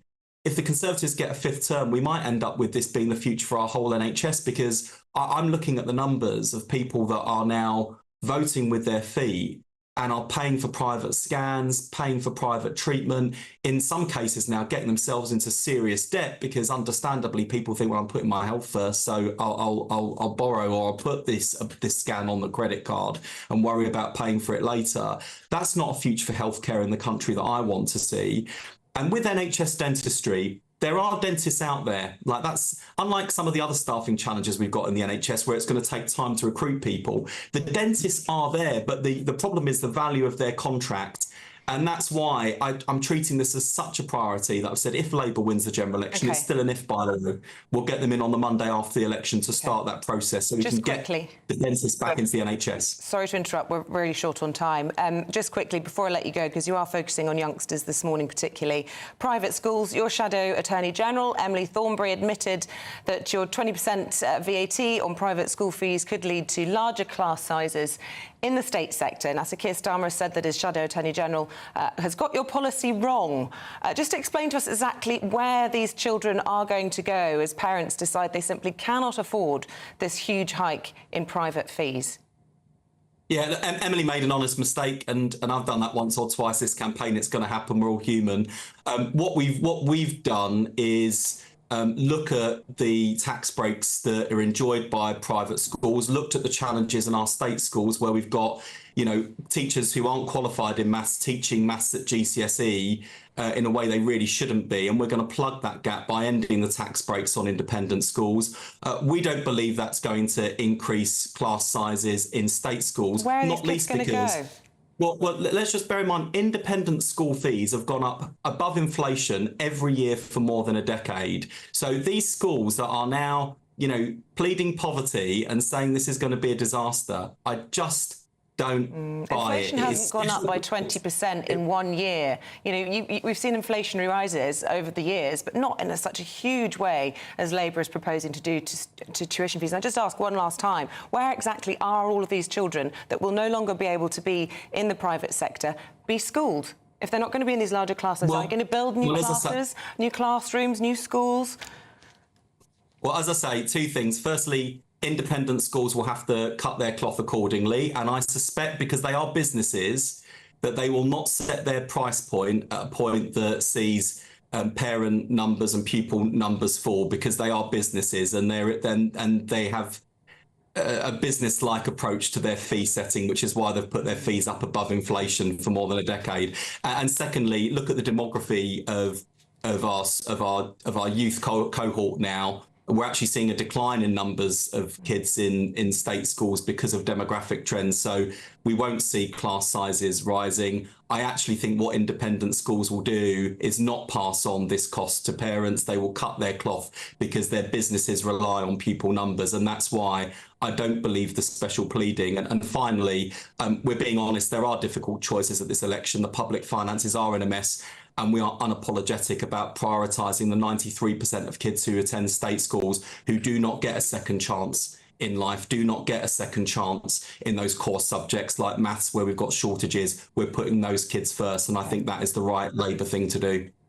Wes Streeting, very interesting to hear from you. Thanks for your time this morning. Thank you. Nice to talk to you. Thank you. We'll leave it there. So Wes Streeting is the Shadow Secretary of State for Health and Social Care. It just seems rather strange that you get, I always think that politics should affect our everyday lives. And if you get a political party that then says, hey, there's at least 100,000 kids that can't open their mouths in this country because their teeth are falling out, I think that's a terrible thing. And it's obvious that it should be dealt with. And talking about 2p off your national insurance or whatever is not the same thing. And this is where I would say, if the Tories are making mistakes, one of the areas they're making mistakes is they're coming out with policies that aren't affecting people, can't see a tangible difference to their lives. Want to know what you think, of course. Get involved, gbnews.com/have your say. Where did you get the idea that the dentist called round to... I don't know. I'm sure I read that in your autobiography. I've made that up years ago, many years ago. Or Wikipedia. In my autobiography. Somewhere, the dentist... back in the olden days, dentists used to travel round to people's schools. And Schools? Right, but yeah, they come with fluoride and all sorts and give you... That doesn't happen now. Was that in your book? Have I made that up? I don't know where I got that. I'm slightly concerned about my They could come memory. to schools, but you said house earlier. Yeah, OK. Well, either school or home. I feel like there was some special dentistry that I didn't get and thought was interesting. No. Well, anyway. There were dental inspections in schools, yeah. There were things like that. That's a good thing. We're going to get the views now of Labour lists, Kathleen Clark, and political correspondent for The Spectator, James Heal there. James, what did you think of what you heard from the Shadow Secretary of State for Health and Social Care? Well, I thought it was a lot more stronger on the dental announcement than on Labour's plans for a VAT raid on private schools. I think that, Labour keeps saying, oh, what I think private schools will do is this and that. Well, all we have to do is look at reports showing that already 2 private schools are reported to have closed their doors already. A lot of them are saying, we can't afford, or parents can't afford to have a 20% one-off rise. And I think you're absolutely right, Isabel, when you made the point that, yes, fees have gone up over the past 20 years, but they've gone up at steady rates of around 5%, rather than kind of one-off whack of 20%. So I always think it's interesting when Labour try and put words in the mouths of independent schools. Yeah. But Well, also, James, I mean, we were out of time with him. There's so much more I wanted to say to him, but the way he talked about private schools as being private businesses and as if they were running huge profits with shareholders that were getting dividends. I mean, everything that these schools make, they plough back into the schools, but also with outreach to the local state schools as well, providing minibuses, allowing people to use their resources and their facilities. I think it is a mischaracterisation, largely, of the private sector. Let's get Kathleen Clark's thoughts on all of that, because this has really succeeded, I think, in stoking sort of a lot of bad feeling between the two sectors. At the heart of all of this is children. Of course, and that's exactly what Wes was talking about. Labour-list readers will know that Wes is a standout member of the shadow cabinet, and we're looking forward to seeing what he does over the next few weeks. I think, look, Keir Starmer went to a state school. He will hopefully be the next Prime Minister. Wes Streeting went to a state school. He will now hopefully have one of the most important jobs in government. It is possible, and I don't think we should be doing down state schools, and that's coming from someone who went to a state school. Well, no one's talking about doing down state schools. Sorry, just to be clear, the concern is that they're going to lead to overcrowded state schools, that some of the most deprived children will be squeezed out of the best state schools. I mean, it's such a huge policy, this. I could talk about it for hours. But what about the dentistry element in all of this, Kathleen? Because this is fair. As Eamonn was saying, they've really identified something that is a real sad indictment of Britain in 2024 if there are kids that feel they can't smile because of the state of their teeth. Oh, just a horrible thing to hear. Obviously, that's just terrible. And actually, the British Dental Association said back in January that their dentist told them that 8 out of 10 dentists have now seen people going to dentists with DIY dentistry, which actually doesn't even bear to think about at this time in the morning. So, look, this is exactly what we should be doing. And the party of Sure Start is back again with some great promises for young people and children. OK, Kathleen Clark, James Hill, appreciate your take on all of that this morning. Thanks very much indeed. Thank you. I remember on Fridays, my dad, I have 4 other brothers, and on Friday my dad used to go to the newsagents and he would get us our comics, whatever, on Friday to be able to read, but also he'd come back with a paper bag for each of us, and there'd be fruit pastels in it, jelly babies in it, there would be cola cubes, there would be all sorts of things. How on earth I have a tooth in my head, I really don't know. There's no justice in the world, because I never had sweets growing up. I know you think it's very strange, but I've got loads of fillings, and I can never work out why. No sweets. You must have been having apple pie or something. No, I can't think why, but I've just got bad teeth. So there we go. Anyway, too much personal info from us this morning. Let's get a check on the forecast. Here's Alex Deacon. A brighter outlook with Box Solar, sponsors of weather on GB News. Good morning. Welcome to your latest weather update from the Met Office here on GB News. Bit of a chill out there today. It doesn't really feel like June. There'll be some June sunshine around. There'll also be a fair few showers around as well. Now, the breeze is coming down from the north, hence the chill. Quite a bit of cloud developing through the day, so it's not going to be sunny everywhere, but much of the west, Northern Ireland, Wales, southwest England, western Scotland staying dry and fine. And even further east, there'll be some sunny spells, but expect showers over parts of northern England, the Midlands, East Anglia and the southeast. And even if you've got the sunshine, it isn't warm. Temperatures struggling into the mid-teens for many, feeling cooler with that wind, particularly on some of these North Sea coasts. That breeze will continue to bring a few showers around. So for this evening, yes, plenty of showers across East Anglia and the southeast, but for much of southwest England, Wales, it'll be a fine evening. Not very pleasant for sitting out in, because temperatures will be dropping pretty sharply once the sun has set. But a fine day by and large for Northern Ireland, and in fact most of Scotland will be dry through the evening. Just the odd shower coming in, but still a significant chill, particularly over the Northern Isles. Temperatures here quickly dropping back down to single figures and feeling cooler with that wind, which will continue to blow through Tuesday evening. The showers, though, well, they should tend to fade away, so many places becoming dry as we go through tonight. So we'll always keep some showers coming into the Northern Isles. We'll keep quite a bit of cloud in some places, but where we have the clear skies, it is going to turn quite chilly again. Temperatures well down into single figures in some rural spots. So another fresh day on Wednesday. The winds, though, won't be as strong on Wednesday, and there won't be as many showers either. Yes, still a sprinkling over eastern England and northeastern Scotland, but I suspect many areas will be dry as we go through tomorrow. Some cloud, but a bit more in the way of sunshine. Those lighter winds as well. Temperatures still below par for this time of year, but it'll probably feel just a touch warmer tomorrow. Goodbye.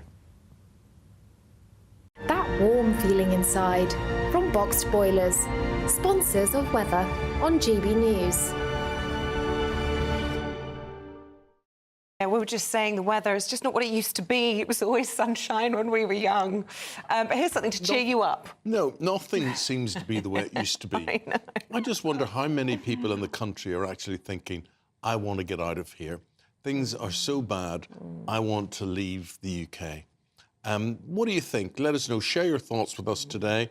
And if you don't agree, tell us why. Tell us what there is to celebrate. Or if you could, would you go somewhere else? And if so, where? The Great British Getaway. But anyway, we're talking about the Great British Giveaway now.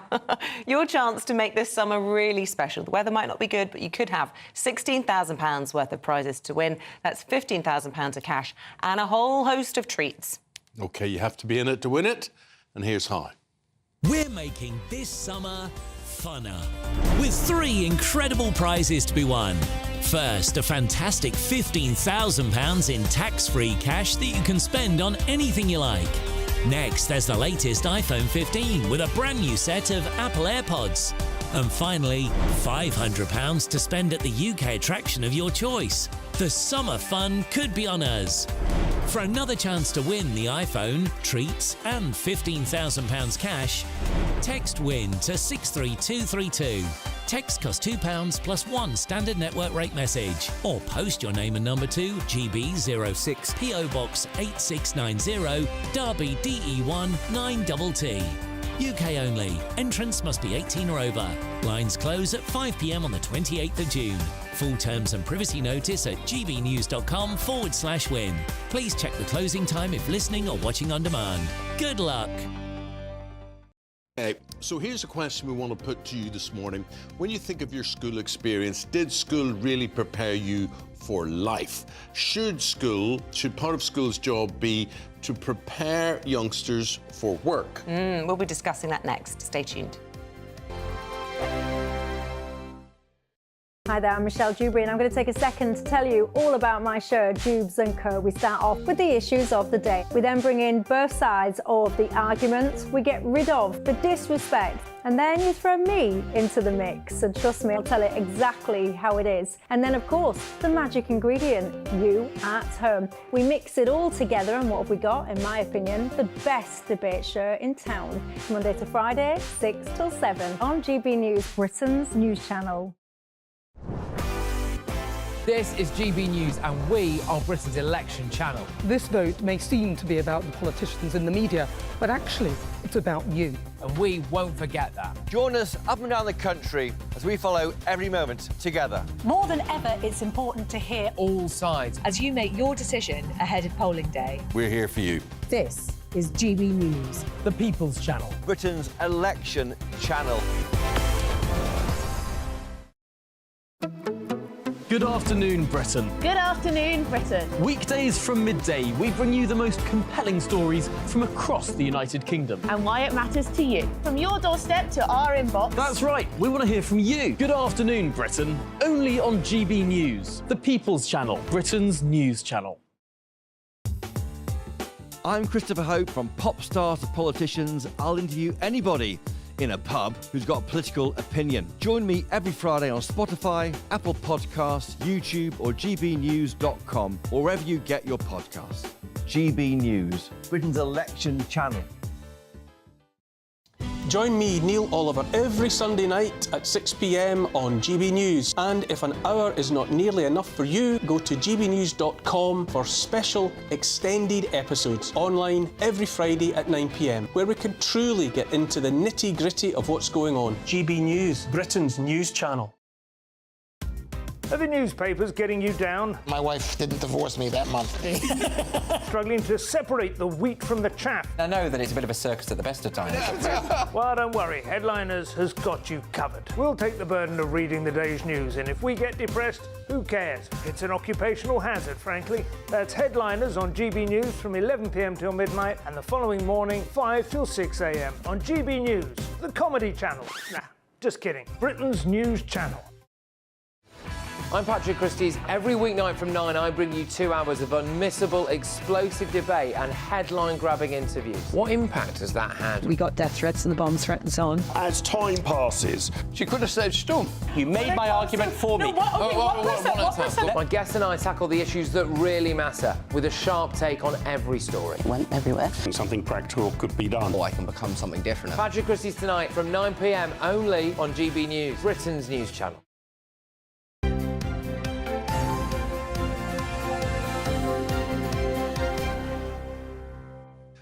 Now, you look back at your school years, and what do you think? I mean, very well educated that we were, and a brilliant job by the teachers.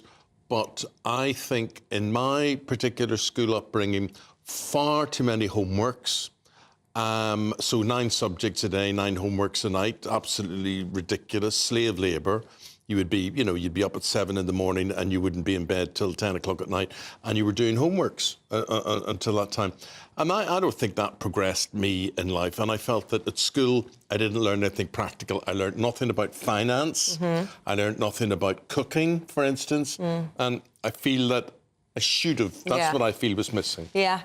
I learned stuff about sewing and stuff which I wish they hadn't wasted my time on. I've never picked up a needle and thread in my life. Quite sexist, that, isn't Very it? sexist. I didn't get taught anything about finance, so that was an interesting journey I went on through my 20s, trying to get my head around council tax and mortgages and all rent and all of these things, and it was probably more difficult than it should have been.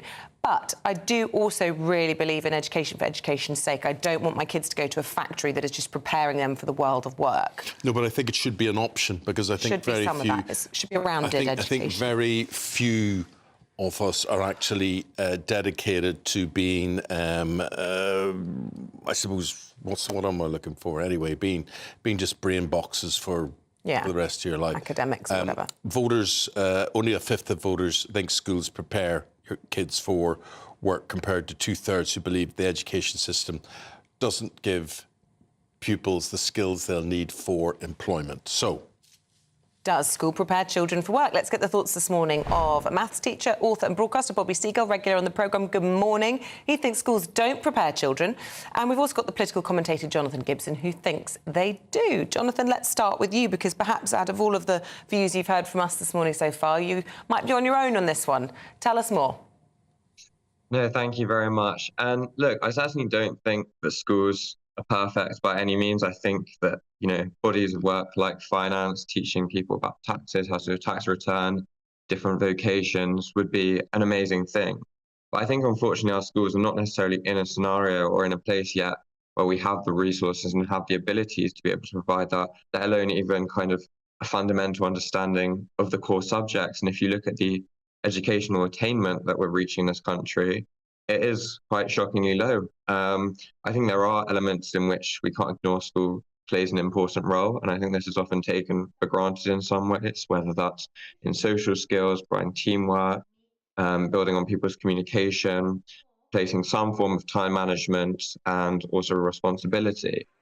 I think those sorts of things with, for example, discipline, behaviour, structure, actually need to be fleshed out much more within schools, and the basics really need to be reached, which I think are not being reached at many of the schools in our country at the moment. And we're seeing teachers leaving, we're seeing clips of very bad behaviour at schools and a lack of that sort of discipline and structure before possibly we can even think about somewhat reaching national curriculum level when it comes to teaching things like finance, like cooking, which obviously requires great resources and would be amazing things to do. Okay, so you think that is sort of missing from the curriculum. It's how you squeeze it all in. Bobby Seagull is a teacher, he's a maths teacher, friend of this programme. What do you think, Bobby? So I've been in schools now for secondary and sixth form for a decade now. And what I think is, again, I think teachers, we try our hardest to deliver what the curriculum gives us. But sadly, I think schooling in the UK and probably many parts of the world is still very Victorian. If you look at some of the video clips that you showed during the earlier segment, it showed children sitting in rows, in tables, with the teacher at the front. That's pretty much what happened in the 1870s, 1880s, 1890s. And now we're in the 2020s. Education is still that one-way system. So education in schools hasn't changed to adapt to using technology, the way young people learn, their interests. And again, what Isabel said, is school for like education for education's sake, or is it the other side? Is it a factory to create just workers for the future? I don't think it's either side, it's somewhere in the middle, but currently we're not getting it right, because when I see my students and they leave, and again, some of my students are in the middle of their GCSEs, the last maths GCSE was done yesterday, so well done my students, but in the summer, in the middle of August, when they pick up the results, down the months, down the years, when I see students, often what they tell me is, Ms. Seagull, you know, you did a really good job. of teaching us the maths, but we didn't learn the things that we needed to learn. Yeah. Again, the budgeting, the personal finance you mentioned, Isabel. Yeah. Even something like how to cook a basic meal, because these are young people that some go to university, some do apprenticeships. They don't have these basic skills they need for life. And I feel as if schools, it's not, okay, if it's not on the curriculum, we can't deliver it. So I feel as if there needs to be a top-down revolution in terms of what we can teach and what we can deliver. So at the moment, people do their best, but I think education fails young people in some ways. Yeah, I tell you who fails young people often, parents. And Jonathan, what do you think about the responsibility of parents? I mean, sometimes this is why this falls to teachers and maybe to fill in areas that a lot of parents should be fulfilling, but they don't, and they never will. Yeah, I think if you look at the differences in attainment across schools, like one of the really significant reasons is because of the amount that parents actually care about education. And I think that's just a strong indicator in terms of how the child will perform, because school exists to provide some sort of structure. And I think structure is an incredibly important thing in a child's life. And I can speak obviously from experience and not being that long ago for myself. But I think that if you don't have structure at home, it kind of works against everything that's trying to be built upon at school. And I would just say in response to the previous comments, I agree, but I think in order to get the fundamentals, to be able to even act independently, we need to really establish strong roots of structure and of understanding of basic maths and English, which are really, really important. And again, missing in so many elements of school. So I think we can talk about this as well in the context of higher education specifically, where I do completely agree with Bobby that, there's way too much focus on academia for academia's sake. But Jonathan, when you talk about getting things like maths right, and both Isabel and I are a bit lost on that front. Arithmetic, I'll take anybody on, my times tables, whatever, stayed with me all throughout my life. When I got to grammar school, it was much more difficult for me understanding maths. And here's the thing, Bobby, never had to use the sort of skills that you may well be teaching.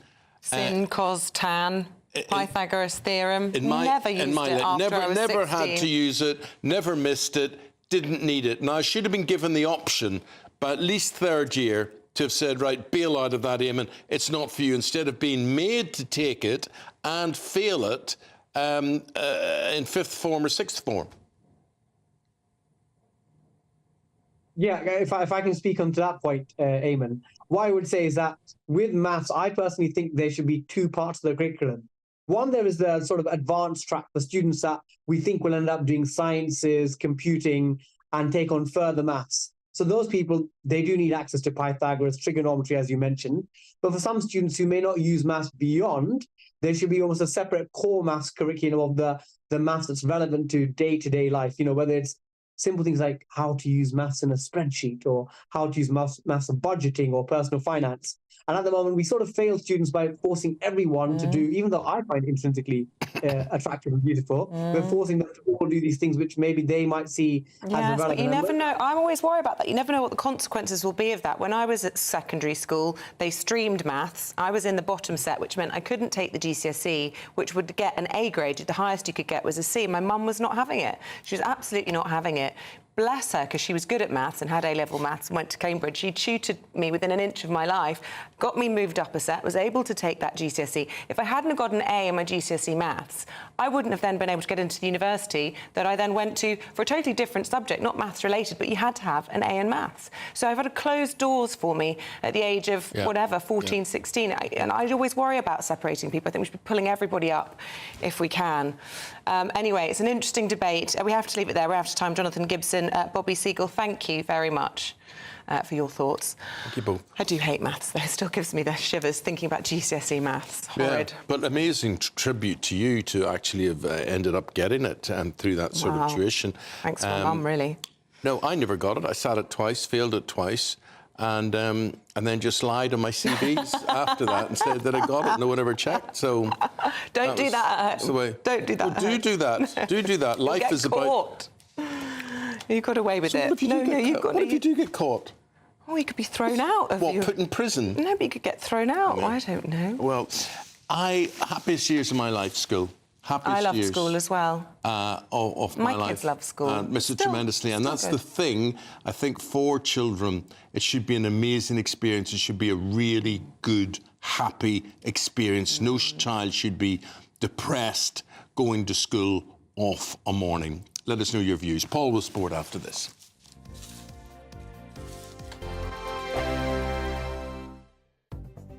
The latest GB News travel. Good morning, I'm Russell Holding. The M8 in Renfrewshire is closed in both directions for an investigation at junction 27, the Paisley and Renfrew turn. Diversions are often back on by the slip roads and roundabouts just off the motorway. There are queues from junction 26 and from junction 29. Delays too on the A737. On Merseyside, the A572 is closed under the M6 at Newton Willows after an accident last night. Train services are suspended between Lichfield Trent Valley and Birmingham New Street because of a signalling problem. On the M5 in Gloucestershire, there's no diesel for cars southbound at the Micklewood services between junctions 13 and 14 south of Stroud. A couple of problems in Hampshire. The A325 is closed southbound off the Queen's Roundabout in Aldershot after an accident yesterday afternoon. And on the A27, the eastbound exit to Eastern Road in Portsmouth is closed for barrier repairs. That's the latest. You can stay up to date throughout the day by visiting our website, gbnews.com. GB News is Britain's election channel. And when the big stories break, we're tackling them on Britain's newsroom. When we disagree, and we disagree a lot, it's even livelier than normal. We don't disagree that much. We do. His comedy, though, is revolting. I knew her, unlike you. That explains Beverly Turner's temperament. It's a bit frosty in here, isn't it? He'll have one of me one day. For dartball practice. Britain's newsroom on GB News. Weekdays, 9:30 a.m. GB News, the People's Channel, Britain's news channel. Hi there, I'm Michelle Dewberry, and I'm going to take a second to tell you all about my show, Jubes & Co. We start off with the issues of the day. We then bring in both sides of the argument. We get rid of the disrespect. And then you throw me into the mix. And trust me, I'll tell it exactly how it is. And then, of course, the magic ingredient, you at home. We mix it all together, and what have we got? In my opinion, the best debate show in town. Monday to Friday, 6 till 7 on GB News, Britain's news channel. In the GB Newsroom, we bring you the news as it happens. With our team of dedicated journalists across the UK, GB News brings you accurate reporting of the day's topical agenda. When the news breaks, wherever and whenever it's happening, we'll be there. This is GB News, the People's Channel, Britain's news channel. If you want your news to be straight talking... This is the nightmare for the Conservatives again. Down to earth. It's not just Nottingham where this is happening, is it? And most importantly, honest. Hard-working, middle-class taxpayers, they'll get their book thrown at them. Then catch me, Martin Daubney, Monday to Friday, 3 till 6 p.m. on GB News, Britain's news channel. Good afternoon, Britain. Good afternoon, Britain. Weekdays from midday, we bring you the most compelling stories from across the United Kingdom. And why it matters to you. From your doorstep to our inbox. That's right, we want to hear from you. Good afternoon, Britain. Only on GB News, the People's Channel, Britain's news channel.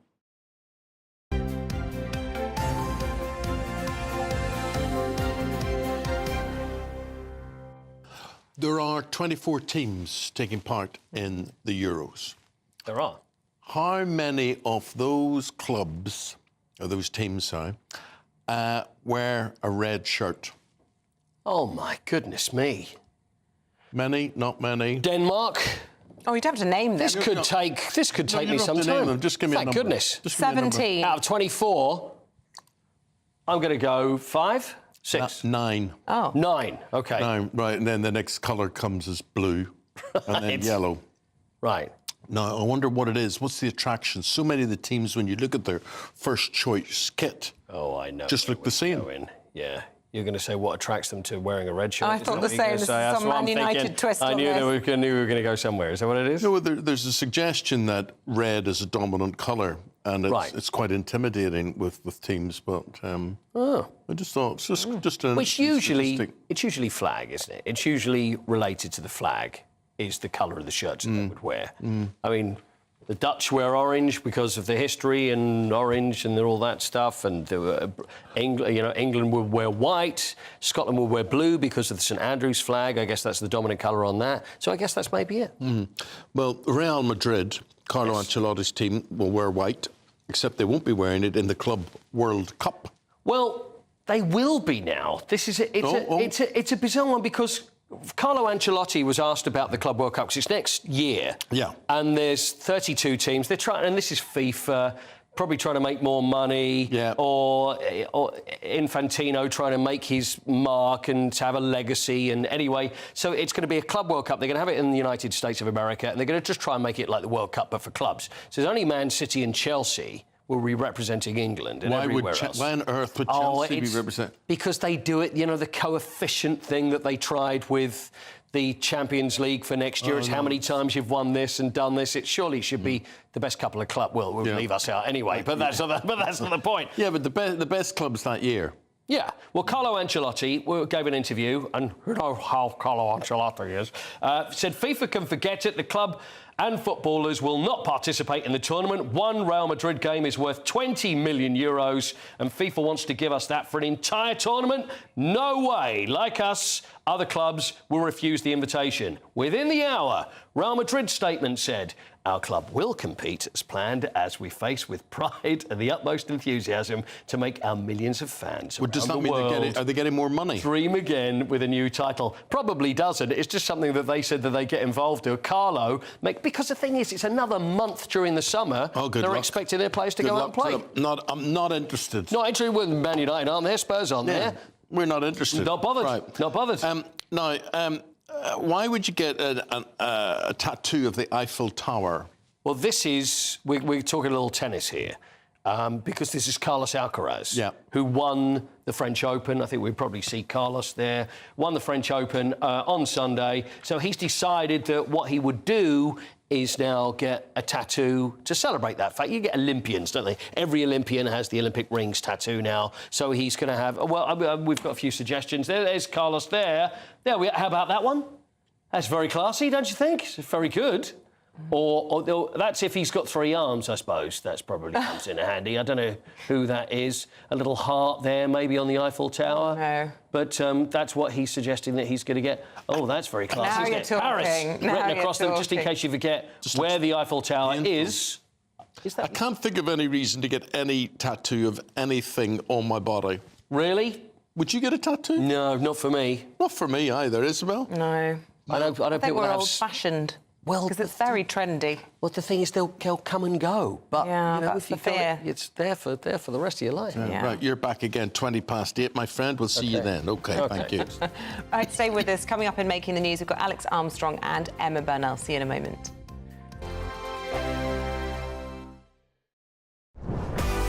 This is GB News, and we are Britain's election channel. This vote may seem to be about the politicians and the media, but it's actually about you. We won't forget that. Join us up and down the country as we follow every moment together. More than ever, it's important to hear all sides as you make your decision in the run-up to polling day. This is GB News, the People's Channel. Britain's election channel.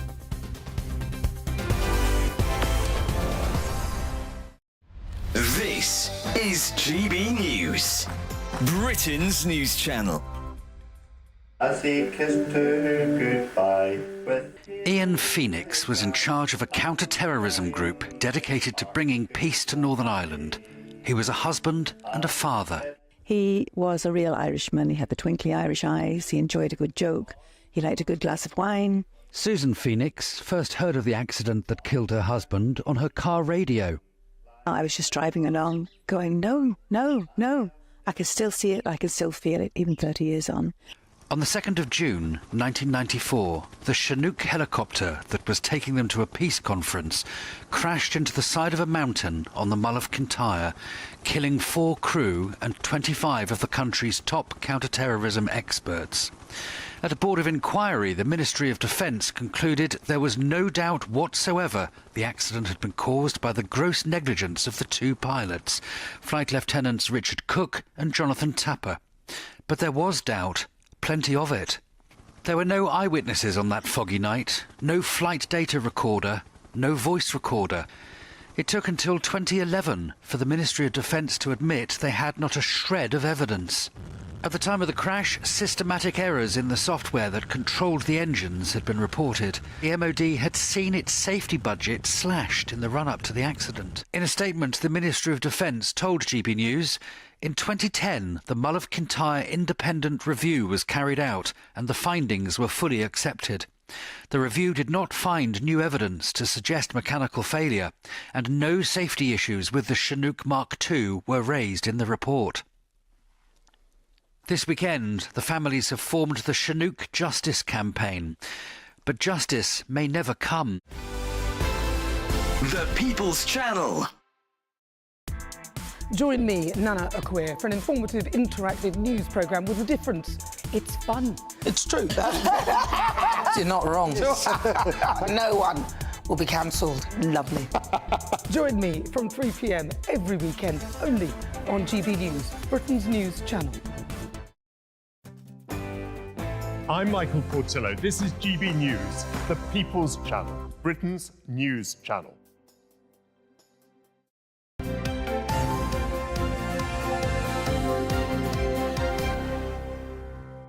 Well, the boss of a water company, I don't know, so many water companies with strange names, but anyway, she's got herself a bonus of 300,000 quid. Yep. Tell us why, Alex. Good question. That's a gotcha question right there. I don't know why she's got a bonus, because it's an absolute disaster what she's done.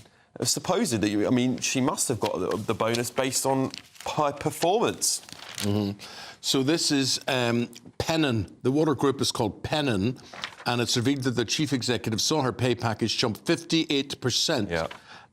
That's despite seeing pollution incidents nearly double at South West Water last year.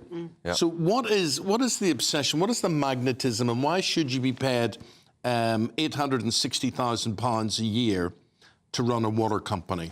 I mean, look, it's ridiculous, right? And we're talking about public services here that everyone needs to use. Now, the real scandal in this is that this is the same water company that had the outbreak of that parasite that caused people to get extremely sick and end up in hospital. I think the public are sick to death.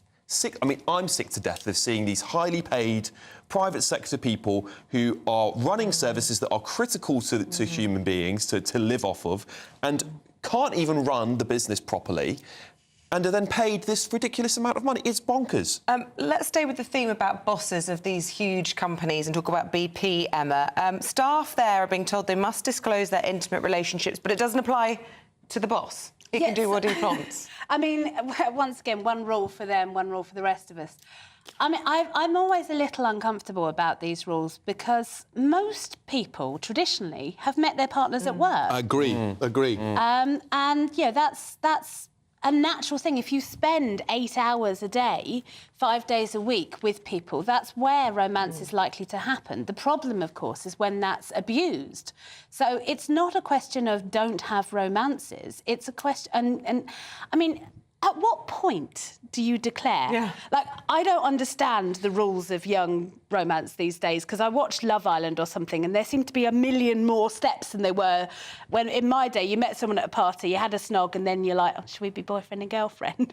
Whereas now you have to be talking and then you're talking about talking and then you might be talking about being all the while exclusive. you're having sex. All the while you're having sex.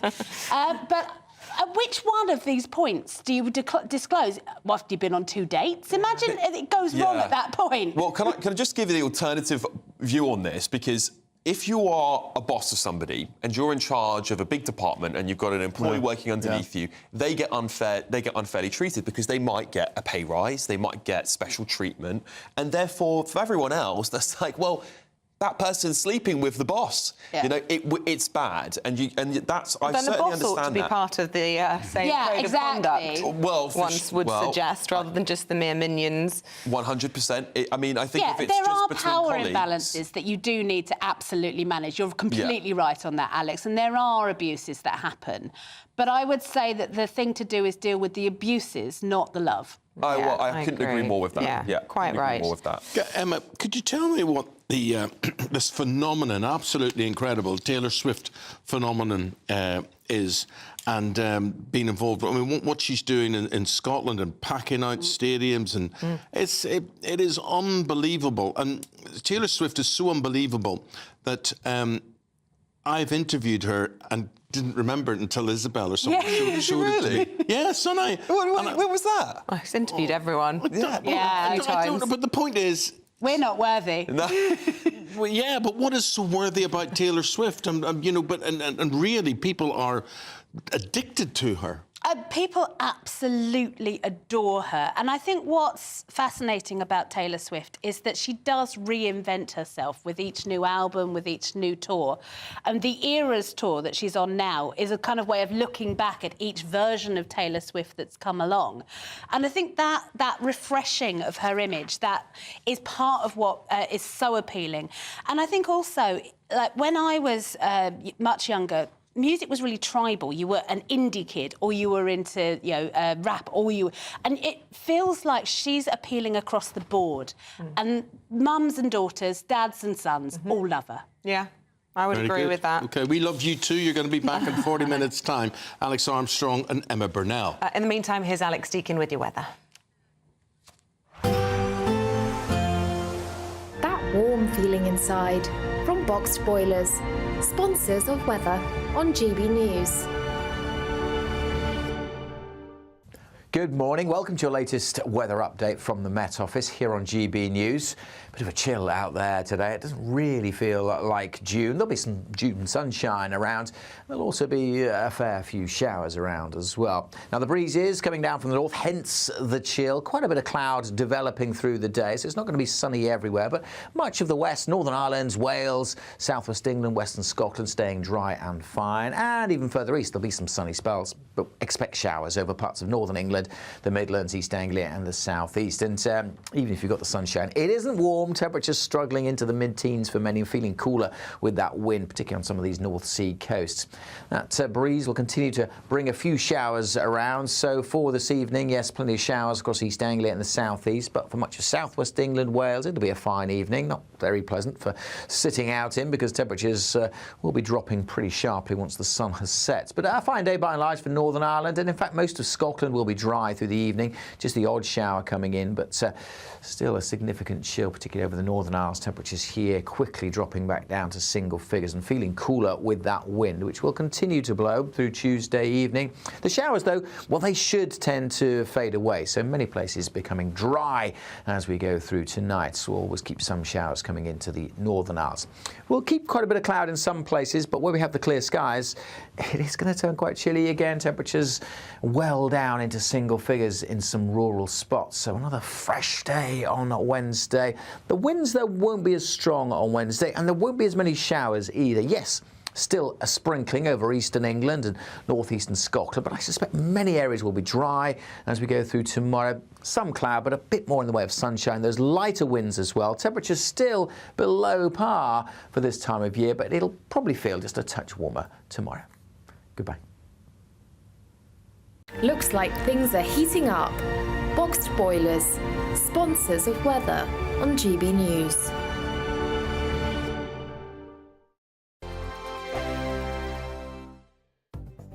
The latest GB News travel. Good morning, I'm Russell Holding. Some good news to start with. The M8 in Renfrewshire has reopened each way at junction 27, the Paisley and Renfrew turn, after an investigation. It's still very slow eastbound from junction 29 at Paisley. On Merseyside, the A572 is closed each way under the M6 at Newton-le-Willows after an accident late last night. Train services between Staffordshire and the West Midlands are suspended between Lichfield, Trent Valley and Birmingham New Street because of a signalling problem. On the M5 in Gloucestershire, there's no diesel for cars southbound at the Micklewood services between junctions 13 and 14 south of Stroud. On the M4 in Berkshire, there's a lane closed westbound after an accident between junctions 8, 9 and 10 from Maidenhead to Wokingham. It's slope towards there, and trains in Hampshire have been stopped between Aldershot and Alton because of a faulty train. That's the latest. You can stay up to date throughout the day by visiting our website gbnews.com. We're making this summer funner. with 3 incredible prizes to be won. First, a fantastic £15,000 in tax-free cash that you can spend on anything you like. Next, there's the latest iPhone 15 with a brand new set of Apple AirPods. And finally, £500 to spend at the UK attraction of your choice. The summer fun could be on us. For another chance to win the iPhone, treats and £15,000 cash, text prize to 63232. Text costs £2 plus 1 standard network rate message. Or post your name and number to GB06 PO Box 8690 Derby DE1 9TT. UK only. Entrance must be 18 or over. Lines close at 5 p.m. on the 28th of June. Full terms and privacy notice at gbnews.com/win. Please check the closing time if listening or watching on demand. Good luck. In the GB newsroom, we bring you the news as it happens. With our team of dedicated journalists across the UK, GB News brings you accurate reporting of the day's topical agenda. When the news breaks, wherever and whenever it's happening, we'll be there. This is GB News. The People's Channel, Britain's news channel. If you want your news to be straight talking... This is a nightmare for the Conservatives again. Down to earth. It's not just Nottingham where this is happening, is it? And most importantly, honest. Hard-working, middle-class taxpayers, they'll get their book thrown at them. Then catch me, Martin Daubney, Monday to Friday, 3 till 6 p.m. on GB News, Britain's news channel. Good afternoon, Britain. Good afternoon, Britain. Weekdays from midday, we bring you the most compelling stories from across the United Kingdom. And why it matters to you. From your doorstep to our inbox. That's right, we want to hear from you. Good afternoon, Britain. Only on GB News, the People's Channel, Britain's news channel.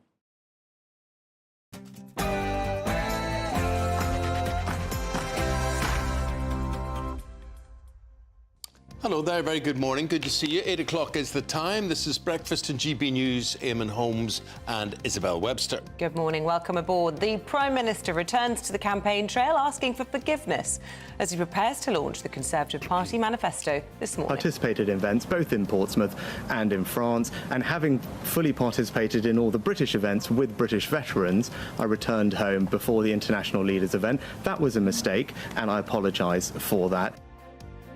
Conservative view on all of that shortly. Labour are pledging to tackle the crisis in children's health. They have promised 100,000 new dental appointments.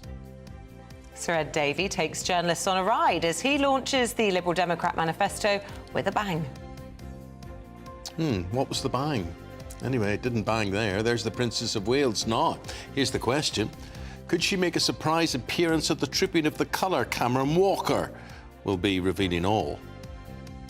And in the sport this morning, Prince William sends the England team on their way to Germany for the Euros. 2 more British medals for British athletes at the European Championships in Rome. And in tennis, Harriet Dart bet the umpire £50,000 that her decision was wrong over a line call in her game with Katie Boulter. And it's just as well for the umpire that she didn't take the bet. Another one of those days that looks like June but doesn't feel like it. Northerly winds continue to bring a chill, but will they continue to bring some showers? Join me later for a full forecast.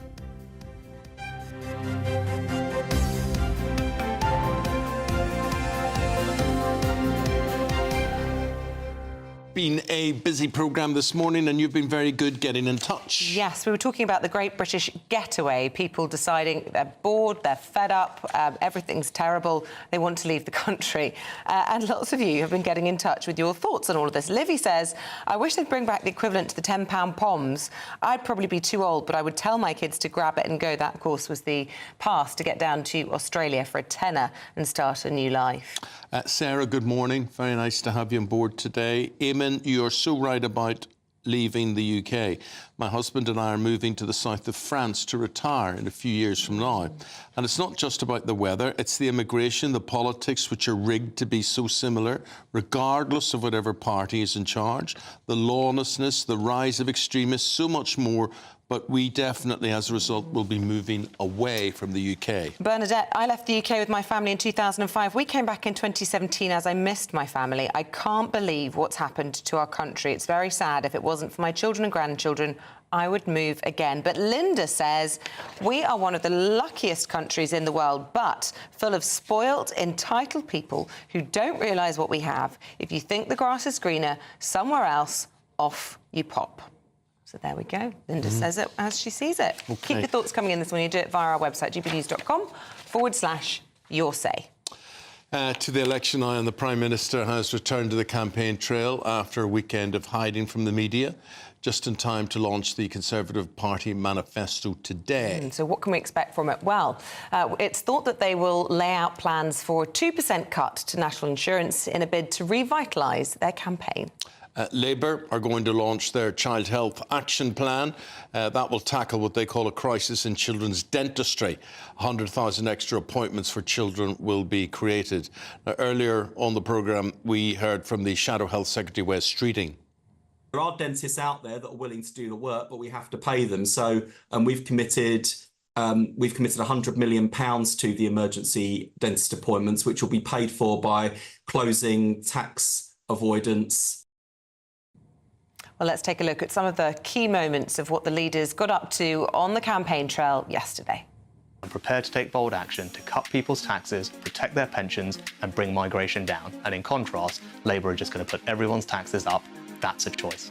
Only one of two people will be Prime Minister on July the 5th, Keir Starmer or I. A vote for anyone who's not a Conservative candidate just makes it more likely that Keir Starmer is Prime Minister. I'm energised about the vision that we're putting forward for the country. Childcare and nursery places are really essential. They're so good for children in their development and making sure that when they arrive at primary school, they've got the skills that they need.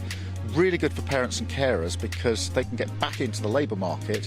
When I took over the leadership of the Liberal Democrats in 2019, we'd had three really tough elections and we lost our way a little bit, and my first speech, you may remember, I said we need to wake up and smell the coffee, and what I said I wanted to do was really listen to people, listen to their concerns and make sure that when we got to this election our policies responded to them. Now the right thing to do is to make work pay.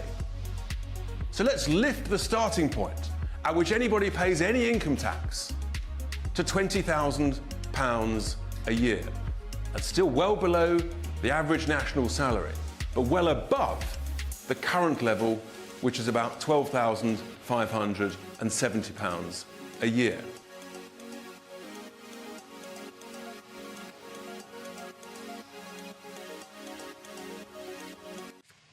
Well, throughout the campaign, we have been hearing from people right across the United Kingdom about what really matters to them. Well, today we meet Sam Richardson from Falmouth. I'm Sam Richardson, I'm 29 and I'm from Falmouth. So in Falmouth and Truro, the Labour Party have the best chance at getting the Tories out, so I'll be voting for the Labour Party this year. Well, I would consider myself to be centre, left of centre in my sort of politics. I feel like the last 14 years have been a bit of a disaster, to be honest. Food bank usage is up. There's a really bad housing crisis in Cornwall. Everywhere I seem to go, there seems to be shops closing down, the high streets are dying. And I just feel like most things have been really badly handled by the Conservative Party. So I think Keir Starmer's quite a serious man, which appeals to me. I think we need, especially at the moment, with the world in the state that it is, we need someone who can look at the books, make sure that the numbers add up. He's someone that I feel like, with his past as a human rights lawyer, I think that he's well suited to the role and well suited to the job at hand. I know that there's an argument that he's boring, but personally, I don't. What's wrong with boring? I yearn for the day where I don't wake up and worry about opening up my news app and seeing something ridiculous that the leader of the country has said. It doesn't have to be this soap opera all the time. I don't know that we should ever support one political party anyway. I think we should have our own political opinions and then err towards whoever best represents those. I think that's a much better way of doing it instead of pledging allegiance like a sports team. When you're 19, there's a lot of future left, right? So I would say that I've actually probably seen more politically engaged young people, whether or not that's around economic or social issues. It seems to be more prevalent now than personally what I've seen for a long time, especially with things like the climate crisis. Well, that's what Sam Richardson thinks. What do you think? Let us know this morning your reaction to that. But for now, we're going to check in with our political correspondent, Olivia Utley, and Catherine Forster, who both join us now. Catherine Forster out on the road. We'll come to you in just a moment, Catherine. But to start with you, Olivia, because it's the Conservative manifesto that they will be hoping can turn things around for the Prime Minister after what would probably have cost him his job in any other circumstances. Is a 2 pence cut to national insurance, the third in a year, going to be the thing that does it, given that it hasn't shifted the polls at all in the last few months? Well, absolutely. I mean, the big reveal in this manifesto today seems to be this 2p cut in national insurance, which will take it down to just 6%. Will that make any difference? The evidence that we've seen so far suggests probably not. The Chancellor lowered national insurance by 2p back in the autumn budget and again in the spring budget, and no difference whatsoever was made in the polls. Rishi Sunak has sort of painted himself into a corner in a way with this, because Jeremy Hunt, the Chancellor, said in his last budget that he would like to see national insurance scrapped altogether. So the Conservatives have to pursue this policy, even if it doesn't seem to be making very much of a difference in the polls at all. Also, we have the Labour attack line on this policy, which is that the problem with scrapping national insurance is that tax will have to, they believe, be added on to income tax, which is also paid by pensioners. So Labour is saying that the tax burden will actually go up for pensioners, even if it goes down for working people. And of course, pensioners are a core part of the Tories' everyday vote. So this might actually go the other way in the polls. You could end up seeing the Tories fall even further. Another big policy that we're expecting to see in the manifesto today, which Rishi Sunak has trailed in an op-ed for The Telegraph this morning, is a new and improved Help to Buy scheme. Well, one part of that is making permanent the increase in the threshold of stamp duty to £425,000.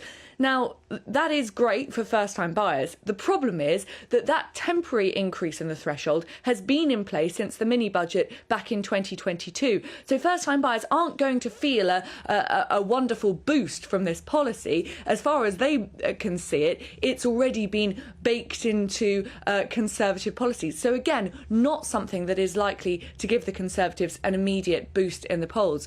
Already, there are murmurings that Conservative backbench MPs aren't happy. That's before the manifesto has even been launched. And The Guardian has even run a story today suggesting that right-wing MPs could potentially gather together next week and do a press conference releasing alternative manifesto pledges, their own different manifesto. Now, I've spoken to some right-wing MPs who you might think would be perhaps in that wing of the party, and so far they say that we are not at that stage. But the very fact that there are rumblings of a potential alternative manifesto on the day of the launch, the day that the Prime Minister is coming back onto the campaign trail, shows just how bad things are for the Conservatives. Labour are leading by about 25 points in one poll at the moment, and the thinking is that might actually go up in the coming days.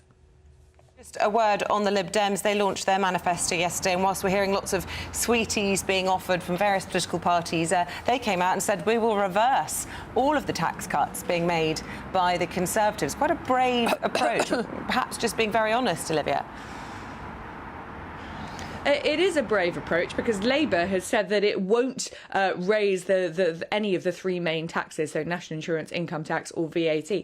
The Lib Dems had to say that, really, because their promises at the general election are very, very expensive indeed. They've said, for example, that they will have a mental health practitioner in every single school across the country. Their free school meals offer is even more generous than Labour's. They've promised another 8,000 GPs, particularly in rural areas, and say that it will be written into the law that people have a right to see their GP within 1 week. That is all very, very expensive, not to mention their huge reforming plans for social care, which many think are long overdue. But the way the Liberal Democrats are planning to do it would be very, very expensive indeed. And there were lots and lots of questions. I was with Ed Davey on the Liberal Democrat bus a couple of weeks ago. All the questions were essentially about how these expensive policies are going to be costed. We've got a little bit more of an idea from the Lib Dems now. Essentially, lots of tax rises. Interesting. OK, Olivia, thanks very much. Well, let's pick up with Catherine. She's out and about on the Labour bus today. We've heard from Wes Streeting already this morning, and their focus is very much on youngsters and their health and their dentistry. Tell us more. Yes, good morning, Eamonn and Isabel from the north east. The bus will be leaving in just a little bit, but the focus on children at the moment from Labour. Today we had plans for extra childcare places and free breakfast clubs, and today we're hearing about their plans for 100,000 extra appointments for children. Now, they say that 540,000 fewer children saw a dentist last year compared to 2018, and we hear all these horror stories, don't we, of children having to have teeth extracted because they are so rotten.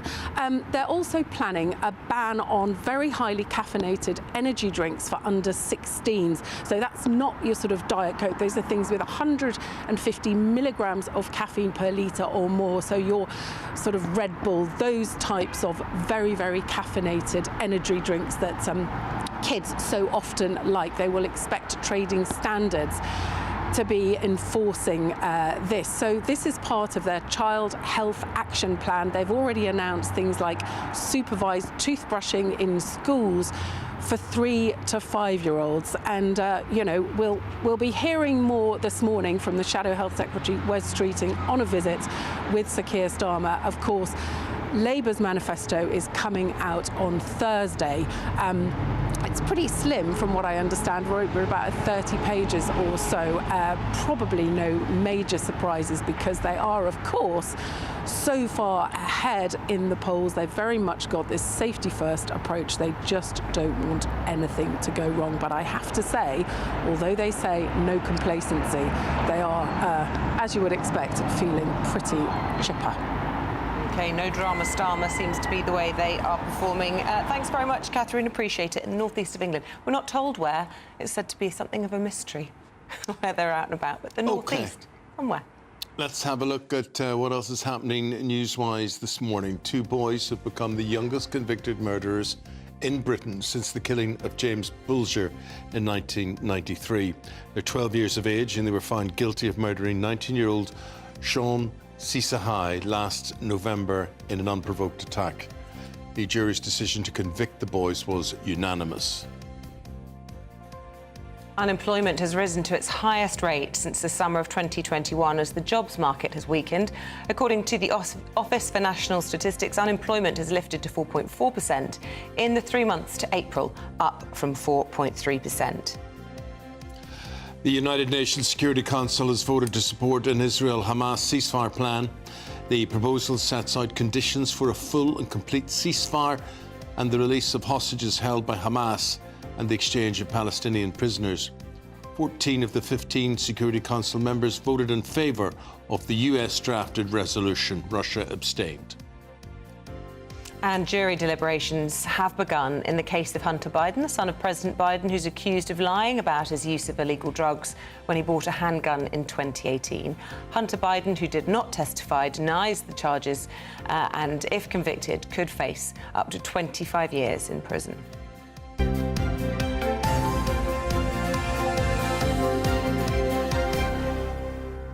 Absolutely shocking to reflect on those 2 12-year-olds in that unprovoked attack. Lots of discussion about whether or not they should be allowed to have this identity anonymity because they are so young, or is actually the public interest in this case so great that we should actually be able to name them? You know, have they forfeited their right to remain children, having, you know, indiscriminately killed somebody with a machete? Let us know what you think about that this morning. gbnews.com/. They're murderers. Doesn't matter what age they are, and they should be named properly as well.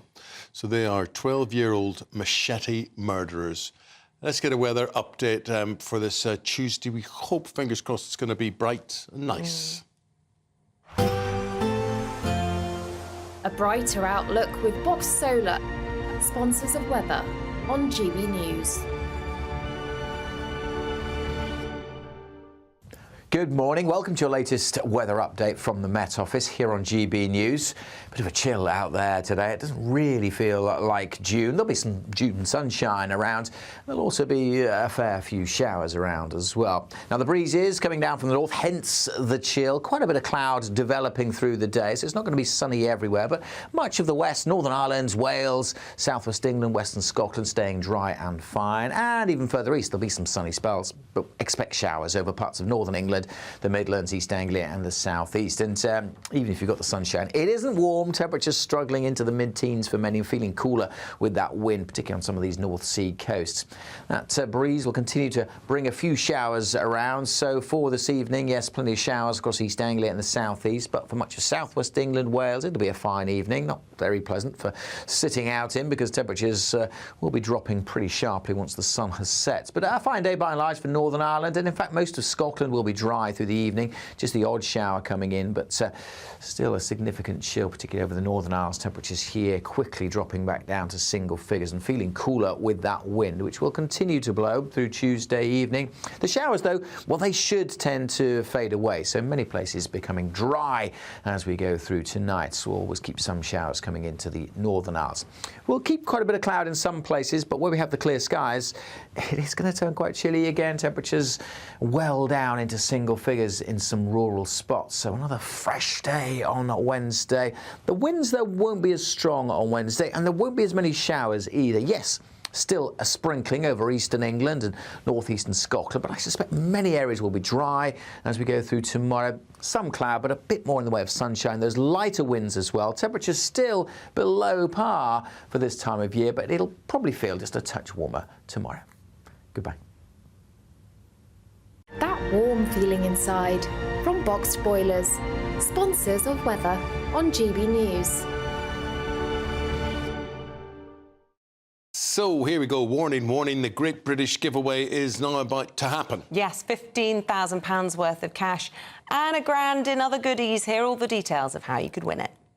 It's our summer spectacular. 3 top prizes that have to be won. There's cash. £15,000 in tax-free cash to spend on anything you like this summer. Plus a brand new iPhone 15 with a set of Apple AirPods. And if that wasn't enough, we'll also treat you to some fun in the sun with £500 to spend at your favourite UK attraction this summer. For another chance to win the iPhone, treats and £15,000 cash, text WIN to 63232. Text costs £2 plus 1 standard network rate message, or post your name and number to GB06 PO Box 8690 Derby DE1 9TT. UK only. Entrance must be 18 or over. Lines close at 5 p.m. on the 28th of June. Full terms and privacy notice at gbnews.com/win. Please check the closing time if listening or watching on demand. Good luck. Good luck indeed. Still to come, could the Princess of Wales make a surprise return to royal duties at the upcoming Trooping of the Colour? Cameron Walker. Weekend? Is that this weekend, Trooping the Colour? I think it is. Cameron Walker will be here to reveal all. This is GB News, Britain's news channel. This is about the Biden administration kind of resisting calls from Harry's lawyers whether or not this ongoing thing about releasing his visa records over the alleged, in Spare, he admitted to taking, remember his memoir Spare? He admitted to taking cocaine, marijuana and magic mushrooms. And a lot of people are saying, was he honest and truthful in his application, in his visa application? You have to say, have you taken drugs? He said no, and then in Spare he said yes. So I think this is absolutely fascinating. They're saying they can't release these records because there is a stigma attached to law enforcement records. Yes, there's a stigma attached to that, but then don't say... everybody else, if you write yes on a visa application, you will be chucked out of the United States. You will be denied entry. So I think this is fascinating that on this issue of whether there is a stigma for Harry or not, he can have his law enforcement records not released into the public domain. The bottom line is, do we want him back? So what's interesting is it seems to be becoming a political dividing line in the States, because Biden is the administration trying to do Harry a favour by keeping them under wraps, but Trump has promised that he will, you know, that the file will be made public if he wins again. Trump's been very strong on this. He said, you know, if Harry lied, then he's out. The one thing about America is their politicians make ours look sane. Which is saying something. I'm slightly confused about this whole story because, OK, sure, Prince Harry has said this. How many pop stars, rock stars, movie stars, like every the difference is, well, I don't think it's just a British. I think millions of Brits, to be fair to them, lie on the form every year. Millions of people from around the world lie on the form every year. Not, of course. I'm not going to name any pop stars specifically, but I would be mightily surprised if any hadn't indulged in what. Yes, but of course they haven't given written evidence in their biography that they have, and that's the difference. Britain's election channel. This is GB News, and we are Britain's election channel. This vote may seem to be about the politicians in the media, but it's actually about you. And we won't ever forget that. Join us up and down the country as we follow every moment together. Now more than ever, it's important to hear all sides as you make your decision ahead of polling day. We're here for you. This is GB News, the People's Channel, Britain's election channel. I'm Christopher Hope. From pop stars to politicians, I'll interview anybody in a pub who's got a political opinion. Join me every Friday on Spotify, Apple Podcasts, YouTube or gbnews.com, or wherever you get your podcasts. GB News, Britain's election channel. I'm Patrick Christie's. This is GB News, the People's Channel, Britain's news channel.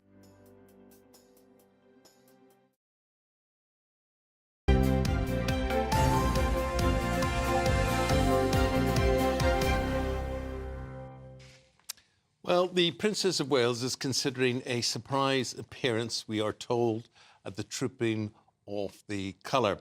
She missed the final rehearsal last weekend and she sent a letter of apology as well as she continues with her recovery from cancer. Well, let's get the thoughts of our royal correspondent, Cameron Walker. I mean, I thought the advice was not to speculate and that we weren't sure whether or not she'd be making an appearance. But I suppose people are just really hoping.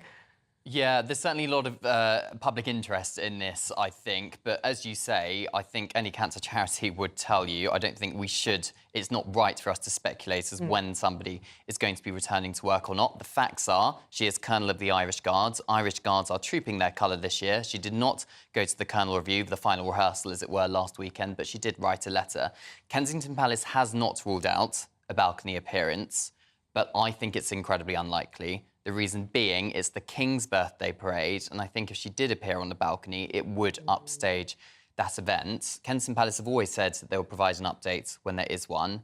The Princess herself has asked for the space and the privacy to recover, and I think speculation kind of puts unnecessary pressure on the Princess, and at the end of the day, she's a human being, and I think she's clearly been through a lot since January, and I think perhaps a lot of us would say we need to respect her wishes. Yeah, I think the truth is, as you say, whenever she does decide she's ready, that will become the story. And so she'll be mindful, won't she, that she doesn't really want to overshadow, because I know we were talking at the D-Day event last week. Wouldn't it have been fabulous if she'd been well enough to come? But she wouldn't have wanted to come back then and detracted from the veterans. So there we go. We'll see as and when she's ready. I'll do it. I'll do it.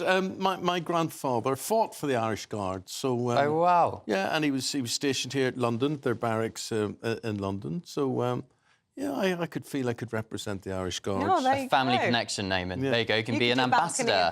Appearance. That would be good. Absolutely. She needs a green tie. What about the King? He's attending an event tonight, which is to become something of a calendar feature. Yes, the King's Foundation used to be known as the Prince's Foundation. It's one of the charities he founded, I think, in the 1980s when he was Prince of Wales. The headquarters is Dumfries House. He also has another kind of area at Highgrove, and it creates kind of opportunities for young people, particularly when it comes to rural skills and learning those big skills. This is not the Prince's Trust, then? No, totally different charity. So the Prince's Foundation, and if you remember, David Beckham has recently become an ambassador for that charity, and the King bearing in mind he's done a lot recently over the last couple of weeks, and this is only going to be... And he's got Trooping the Colour this weekend as well. He will be attending these awards, and it will be happening every year. I think it's a bit of perhaps an image rebrand for the charity. If you remember, there was a bit of controversy around the former chief executive of the charity, Michael Fawcett, which ended badly for him. But the charity's trying to perhaps rebrand itself. So the idea is that he would train or give opportunities for employment in that sort of country sector, is it, for young people? Yeah, exactly. It's kind of traditional skills, something that King Charles has championed all the way through his professional life, as it were, kind of traditional craft skills, stone masonry, weaving, things like that. And he loves the organic stuff that goes on at Highgrove as well. And the inaugural awards will be held inside St James's Palace, which will be a real treat for those that get to go this evening. I wonder if Bex will put in an appearance as well. Quite possibly. Well, I wouldn't rule it out. Speaking of footballers, Prince Louis has been giving some advice ahead of the Euros. Tell us more. Yes, he has. So Prince William yesterday went to wish the England team good luck ahead of the Euros at St George's Park, the England National Football Centre. And he spoke to the 26 players going, and he said, I was doing the school run this morning with George, Charlotte and Louis, and I asked my children, what should I tell the England players? And Prince Louis, his youngest, piped up and said, well, they should eat twice as much as they normally would, which got a bit of a laugh. Harry Kane, the England captain, said he's not quite sure how that would go down with his nutritionist, but hey-ho, I suppose Prince Louis was just trying to offer his help and guidance to the England players. Through the lens of a 6-year-old. Very good. Thank you very much, Cameron. We've got Paul Coyte. He's got all the sports news right after this. Don't go away.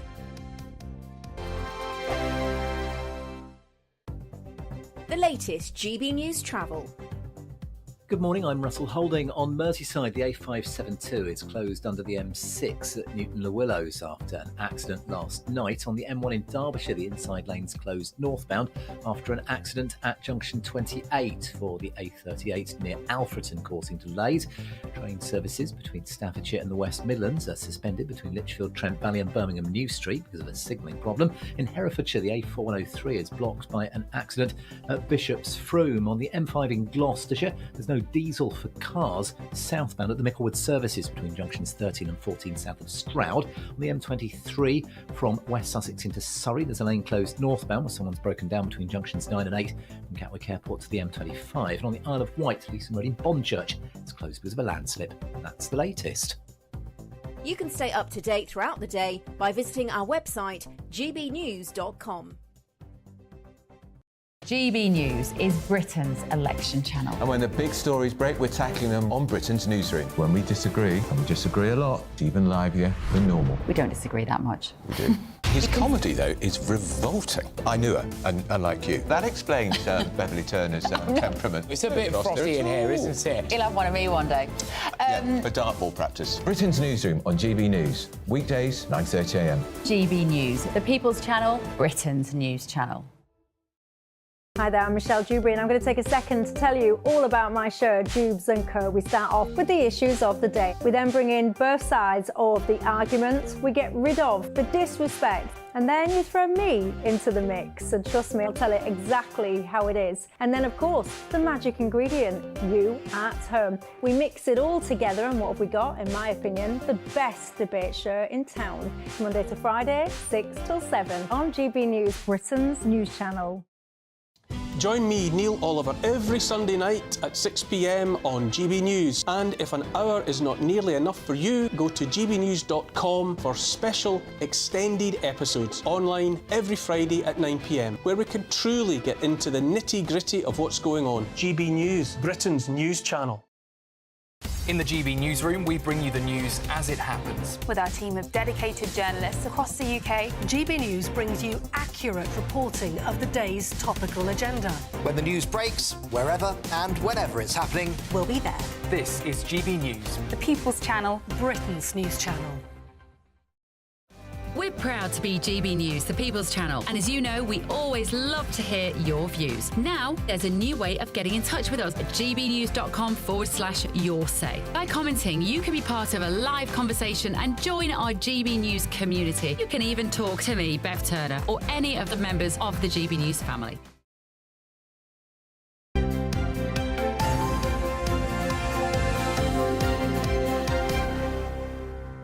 The West Ham Stadium didn't host football at the weekend. It hosted soccer.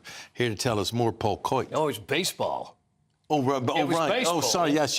Yeah. Right. It was. There were Americans there. I didn't see any English people the whole time I was there. It was all Americans. They fly over from Philadelphia, thousands of them, to go and see the Philadelphia Phillies play the New York Mets. Bryce Harper, are you familiar with Bryce's work? Oddly enough. No. I know Isabel is. Bryce is a huge star in baseball in the States. He's as big as you can get. Right. But look, have a look at this. This is after he hits a home run. He hits a homer. Listen to what he says after he's done it. Let's go! I love soccer! That's it. I love soccer! And he tried to do the knee slide, the football knee slide, but realised that actually only really works on a wet surface. So he only slid a little bit. So he's just hit this probably ball. got some nasty... Yeah, I know. You know, his mum's going to have to do that for him. But actually, he almost hit it out of the stadium. But it was a really great event. Third time they've done it. It's amazing. So they're not doing it next year, but then the year after they're going to be back again. Don't understand it, and also think they've got stupid outfits. And why are all the Americans coming here to do it? I mean, great, bring the money in and the hotels, and it's good for the economy, but... I love London, this is beautiful. You don't know the outfits. The things, they haven't changed in like 100 years. No. They're the same... I like it. I like it. Yeah. Bit of tradition. I think you'd look Well, I wouldn't. No, I don't think I would look fabulous. No, I wouldn't want that. I think that'd be quite funny. Anyway. Euros? Little word on the Euros. Yeah. 4 days away, England arrived in Gelsenkirchen. I know we heard Cameron talking about that, Prince William speaking to the team as well. Rumours, though, that Trent Alexander-Arnold is going to move into midfield, so not playing at right back. See, the thing that gives it away is the fact he's been given the number 8, which generally, he's looking into clues, looking into formations, looking into players that are going to be there. But he's got the number 8 shirt, so it looks like he's going to be playing alongside Declan Rice in midfield. First game for England then is Sunday, and then Scotland begin the whole thing against Germany, and that's Friday at 8 p.m. And we got to have a birthday? I was just looking at the Scottish bus there, which is very cartoon-like. I thought the English bus was excellent. Yeah, Looked really classy. I thought I'd like to be on board that. But I think that Scottish one was a bit cartoon-like. Do you think so? I don't know what it was like inside. There you go. That's the England bus, that is. It wasn't the England bus. It was the Scotland bus. So what's the difference between the Scotland bus, then? There's the England bus. The Scotland... You like that one? Oh, that is the... Sorry. Yeah, you're not happy with that one? No, but the Scotland bus was like that yesterday. But the England bus, that's not the England bus I saw on the news last night. It was in Ellison's coach last night. Oh, that was the one that took them in England. This is the one that's in Germany. Oh, right, yeah. See, so that's the one that's going to take them around Germany. Okay. We'll have to do something about the livery there then. Got time for a birthday? A cheeky one. Come on then. Who is a real legendary, a real sports legend, 3-time world champion. Well, you know who this is. Have a look there and we can see. And there he is. 1969, 1971, 1973, World Motor Racing Champion, Sir Jackie Stewart. So who is Jackie Stewart, who probably had, next to Emerson Fittipaldi, the finest sideburns in motor racing that there's ever been. They were aerodynamic. But how old is Sir Jackie Stewart? 93. 93. I think you overcooked it. Oh dear. Overcooked it slightly there, Sir Jackie. I think he's close on 90. I'll say 87. 87's close. You want to go again? 83. 85, right in the middle. There we go. Happy birthday, Sir Jackie Stewart. Happy birthday. Sorry I overcooked it. Well, happy, but great. Very interesting man, lovely man to talk to. Oh. Yeah, very interesting man. Very good. Okay. Loves a tartan trouser. Yes, he likes a tartan trouser, doesn't he? I like a tartan trouser, to be fair. Can't go wrong. Yeah, don't like the baseball uniforms, but you like a tartan trouser, don't you? I can see. No, I didn't say that. No, I like a kilt. I think a kilt. Have you ever worn a kilt? Oh, gosh, yes. Okay. Loads of times, yeah. You've never worn a kilt? Never worn a kilt. No. Ever worn tartan trousers? Never worn I've worn a tartan trouser. There we go. Right, we've got to say goodbye to you. Much as I could continue this conversation. The Holmes name is part of the McTavish clan. Right. And that the McTavish tartan is what you wear as Holmes. Oh, right, OK. Yeah. Maybe you could wear that tomorrow. Okay. Yeah, good idea. Still to come, making the news with Alex Armstrong and Emma Burnell. Plus, we'll be speaking to the Secretary of State for Work and Pensions, and that is... Mel Stride. Stay with us. GB News is Britain's election channel. And when the big stories break, we're tackling them on Britain's newsroom. When we disagree, and we disagree a lot, it's even livelier than normal. We don't disagree that much. We do. His comedy, though, is revolting. I knew her, and unlike you. That explains Beverly Turner's temperament. It's a bit frosty in here, isn't it? He'll have one of me one day. For dartball practice. Britain's newsroom on GB News. Weekdays, 9:30 a.m. GB News, the People's Channel, Britain's news channel. Nana Queer, weekends from 3 p.m. What about the elections? Because it seems that the King and everything is moving because of it, and we've got a lot of royal engagements and things that happen at this time. Yes, well, you know, it means that he has to take more time and be at home. He can't go to all the things he wants to do. He's been doing 5 a day, which is probably made Camilla a bit cross. But what they still hope is that they can get the Japanese Emperor and Empress over. That's in July. That they can go to France for the 80th anniversary of the fighting. And he will be able to do 1 or 2 things, and Ascot he's very keen to do. Now, those aren't things that are political in any way. Just want to talk about Harry and Charles's argument, where Harry said he didn't want to stay, he wanted to go to a hotel. And it's come out now that actually King Charles is believed that he was offered St James's, and Princess Anne stays there and Beatrice stays there. And this was for when Harry came over for his 10th anniversary. And the policemen are wandering around with guns, and there's no chance of actually there being any problem there. So the fact that he said that it wasn't safe for him was not actually a very sensible thing to say, I don't think. Well, he went to Nigeria, and that is, in the world ranking, it's ranked as quite a dangerous place. Yes, one of the dangerous places in the world. But now Harry and Meghan have been invited to go to Ghana. Oh, God. Well, it's interesting because my parents are from Ghana. I have Ghanaian heritage, and I'm thinking she'll probably then claim there's a percentage that she's Ghanaian as well. I'll be like, hang on a minute, you were Maltese, you're also Nigerian, and now German, you're going to say you're Ghanaian and German. Yeah. Come on. Thank you very much. Squeeze it in. Yeah, let's get them all in. Angela Levin, thank you very much. Thank you. The People's Channel.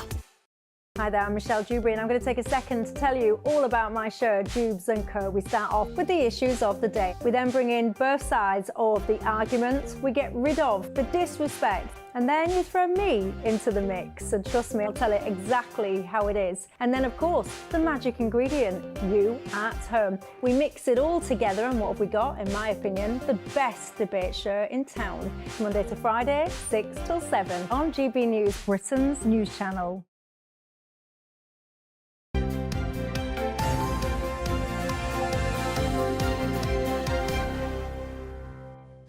Joining us now to go through what is making the news is political commentator Alex Armstrong and journalist and playwright Emma Burnell.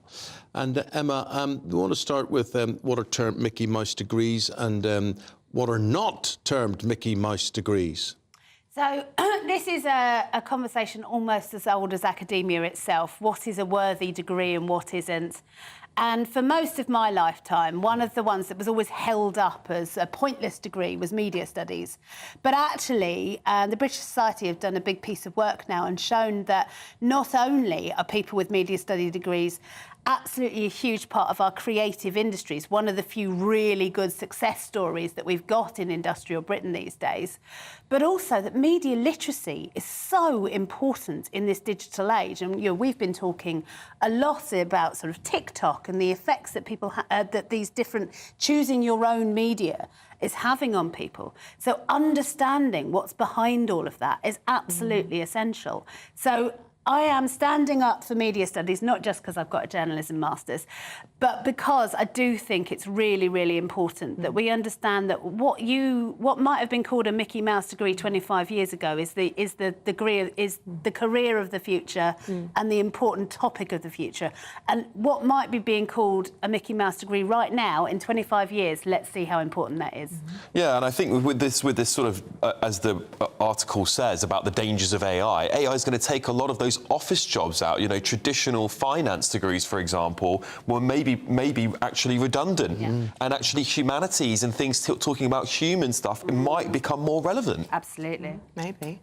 Alex, let's talk about the Harry Dunn inquest. This, of course, is the story that centred around Anne Secoulis, who got diplomatic immunity to get out of the country after killing Harry Dunn in a road traffic accident. And his mother has been speaking and describing unspeakable hurt, another unspeakable hurt caused by Anne Secoulis. What's she done now? I mean, so, this is such a tragic story from start to finish. I mean, I can't believe we're still talking about it because I feel like justice should have been served by now. But the poor mother of Harry Dunn, the young man who was killed by Anne Secoulis, who was working for the US government, has now refused to attend the inquest into his death. Not only has she dodged jail and, justice being served, now she's sort of put the salt on the wound, so to speak, and is refusing to even go to the inquest. And she doesn't even have to be there in person. She could be there remotely, and she's still refusing to do it. And, it's just a massive failure of British international relations to not have put our foot down with the American government and go, this is one of your people. If this had been done on US soil, I can guarantee you a British person would have been served justice, we would have been extradited over there. But why can't we have the same in return? It really is a massive failure of our foreign office to not have dealt with this. But there were special rules applied here, weren't they? I mean, they are. Diplomatic immunity and whatever. But do you not feel that should be reserved for really special circumstances, diplomatic immunity, where there might be some foreign engagement on something, not the killing of a citizen? Not hit and run. No, hit and run. That for me is a flagrant breach of what should be the rules. So it doesn't feel very diplomatic, let's put it that way. Not at all, not at all. We've got Mel Stride, who we're going to speak to very shortly, and I want the both of you to give me opinions on the Prime Minister and this advice that he took on Friday not to stay on for the international gathering on the Normandy beaches. Emma? I just can't understand what he was thinking. I just cannot understand him. I cannot understand why he would think that was a good idea. I know. I mean, look, there are two elements to this. There's the just moral and emotional element where he's the Prime Minister of the country whose veterans are still alive but, may not be there at the next big anniversary. And this is a fantastic, emotional moment. That he wanted to skip that out early, I don't understand on a human level. As a political consultant, as somebody who says this is how you build your image, this is how you build a campaign, why he didn't want to be the person in those photographs, why he thought that it would be a wise political move to do this is just so far beyond me. I think incomprehensible. Especially since it probably would have been the last international gathering of such stature that it ever... Absolutely. Is there a case to be made for somebody who's under extreme pressure and very, very concerned about trying to win the next election? That's presumably what was in the back of his mind. That I think there is, Isabel. I think they can look back on Thatcher's situation, and she was dethroned when she was abroad doing foreign business, and you could have had an argument that don't be obsessed with what's going on from the foreign stage. Concentrate on the domestic stage, but that would have been bad advice. Absolutely, Eamonn. I think it's an absolute disgrace what the Prime Minister's done, and I think seeing the footage from the veterans afterwards who said he's let our country down was exactly correct. And I can't believe that the Conservative Party leader, the party of Winston Churchill, didn't think it would be appropriate to stay and be present. A general election is a general election, and the damage that he's done is irreparable, in my opinion. He has now lost possibly thousands, maybe millions more votes. He looks incompetent. His team looks incompetent. And quite frankly, this is one of the most important events in our diaries in Britain. Well, given your strong views on that, what do you make about Ian Gribben, who's standing to be a Reform MP? And he basically made the comments that we should have been neutral against Hitler. And Reform have said they are not going to drop him in light of this. I do think it's interesting for Reform to criticise Rishi Sunak for coming back early from a veterans meeting, but allowing somebody to make comments like that. And he made a number of other highly offensive comments for which he has apologised and said were taken out of context. But he hasn't been dropped. No, I do think the reform should drop him. I don't think there's any place for those kind of comments in this day and age. And I think most people who are going to vote reform, and there's going to be millions of people that do, will agree with that. And I think that Farage and Tice should have a look at what's been said and say, actually, right just after D-Day, this is not appropriate, and we should drop this candidate immediately. Okay. I think we have got Mel Stride available, and we can cross to him now, so we can sort of speak to him about events that are going on. Mel Stride, good morning. Good morning, Eamonn. Yeah, we were having a discussion here in studio about the Prime Minister and what went on Friday in Normandy. And I just want to get inside your head as to, does he make that decision, or is he advised to make that decision to leave? And in short, do you think that the Conservatives would save a few seats at the general election if he stepped down? In other words, should he be leading the party today? Oh, he should absolutely be leading the party today, and what he's going to be setting out today in our manifesto, Eamonn, is a very clear choice. It's a binary choice between ourselves as a party, which now is seeing the highest joint level of growth in the G7. We've got inflation down to near normal levels. We've got rising real wages, which has been going on now for 11 consecutive months, and we're now going to be delivering some pretty big tax cuts. We've already cut taxes for 29 million working people, worth £900 for an average earner. We're going to go further in our manifesto today, so there'll be more of that to come. And the other part of the choice, of course, is Labour, with no plan, just kind of trying to protect this poll lead that they've got and say nothing at all, with a £38.5 billion black hole in their spending commitments. How would you excuse, I understand the argument you're coming forward with there, but basically, what would your excuse for the Prime Minister be as to making what I think you would assume was a tactical mistake? It was most certainly a mistake, and the Prime Minister has quite rightly and very promptly accepted that and come forward with a very unequivocal public apology for what happened. And I know that he will be feeling this very deeply personally, and I say that because I know him quite well, and I know him to be a deeply patriotic person, which is, having seen him around the cabinet table, Eamonn, quite close up for some time now, I know how much he cares, for example, about veterans and our defence, and that's why we've got a veterans minister at the cabinet table as well. It's why we've continued to fund the veterans unit in the cabinet office, and will continue to do so if we're re-elected, and indeed come forward, go even further, come forward with new laws to legally enshrine the support that we are providing for our veterans in terms of welfare and health and housing and all the things that matter to them. So, look, a mistake has clearly been made. A very sincere apology has been given.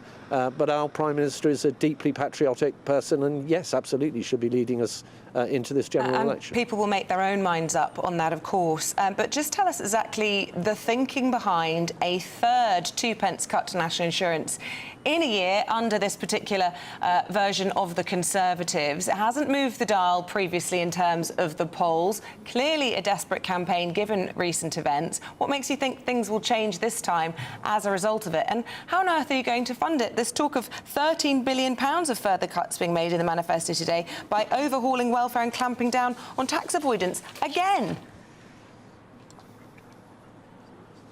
So let's just take the funding of the commitments that we're going to come forward with on the tax side first. So on avoidance and evasion in the tax system, over the time that we've been in office since 2010, on average, 6.7 billion a year is what has been saved through clamping down on avoidance and evasion. And the figure that we are committing to here is £6 billion in 5 years' time. The Labour Party, incidentally, are committing to about £5 billion. That figure is entirely achievable, and our record shows that. In terms of welfare, what people expect from welfare is a system that is fair to the most vulnerable and those that need support, expects people to work if they're able to work and there's work available, and we've said that in the certain circumstances where people refuse to do that, we will take their benefits away. But overall, they expect a system that is sustainable and fair to the taxpayer.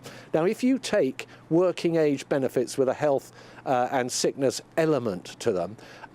For working age people, that totals £69 billion of spending today. That is forecast to rise to £90 billion in 5 years' time, £21 billion increase. That is unsustainable, and that is where we will bring those levels down. If we can just hold the level at the case level at today's level, that would save £14 billion, more than we've put into our scorecard. And if we got it back to the level it was before the pandemic, it would save £35 billion. So the £12 billion figure is eminently achievable with the plans that we have. Want to burst your bubble or take away any surprise you may be having, but I'm just noticing that you're at Silverstone Racing Circuit there today. Can you tell us why you're there? Well, apart from all the cliches that I've heard on the media around this morning about being revved up and ready to go, which I think is fairly appropriate. Look, this is a centre of advanced manufacturing and engineering excellence, as well as being a racetrack. And these are the kind of sectors in the future that are driving our economy, which is why, you know, we're the fourth largest exporter of goods and services in the world now, climbing up those league tables. So I think it's very appropriate that we're at this particular location. I was going to say, I'm sure you're hoping to get in pole position. I just want to ask you, because I know that this manifesto is being sort of pegged as being for pensioners, parents, earners and those who want to buy houses. But some ONS figures came out today, not great, no progress in bringing down the pace of wage growth. We're unlikely, therefore, to see a Bank of England interest rate cut before the general election. It's more bad news for homeowners. Well, I think it's very good news for those that are earning in the economy, that real wages for the 11th month in a row have been growing. As regards interest rates, the general direction, for example, with mortgage rates is downwards, and that's because we've done all the heavy lifting now of getting inflation down from just over 11% back in the autumn of last year down to 2.3% today, down to normal levels. And that achievement in itself is driving interest rates down. There's no doubt these are matters for the Bank of England, as you know, who are independent, but there's no doubt that the general trajectory now for interest rates is going to be lower, which of course will help millions of homeowners up and down the country. The Guardian reporting that the Tory right's got a set of demands if the manifesto fails to move the dial. Just give us your yes-no, really, on whether or not you think the manifesto is going to appease a very noisy and very unhappy right wing of your own party. I think it's going to be very positive for anybody out there, in my party or not in my party, but this is the general electorate, anybody who wants to see taxes coming down, who wants to see greater financial security in the future, who wants to see us continue to grow the economy. We're now growing at the joint fastest rate of the countries in the G7. People that want to see that progress maintained rather than higher taxes under Labour. Thank you very much indeed, Secretary of State for Work and Pensions, Mel Stride. Looks like things are heating up. Boxed boilers, sponsors of weather on GB News. Good morning. Welcome to your latest weather update from the Met Office here on GB News. Bit of a chill out there today. It doesn't really feel like June. There'll be some June sunshine around. There'll also be a fair few showers around as well. Now, the breeze is coming down from the north, hence the chill. Quite a bit of cloud developing through the day, so it's not going to be sunny everywhere, but much of the west, Northern Ireland, Wales, southwest England, western Scotland staying dry and fine. And even further east, there'll be some sunny spells, but expect showers over parts of northern England, the Midlands, East Anglia and the southeast. And even if you've got the sunshine, it isn't warm. Temperatures struggling into the mid-teens for many, feeling cooler with that wind, particularly on some of these North Sea coasts.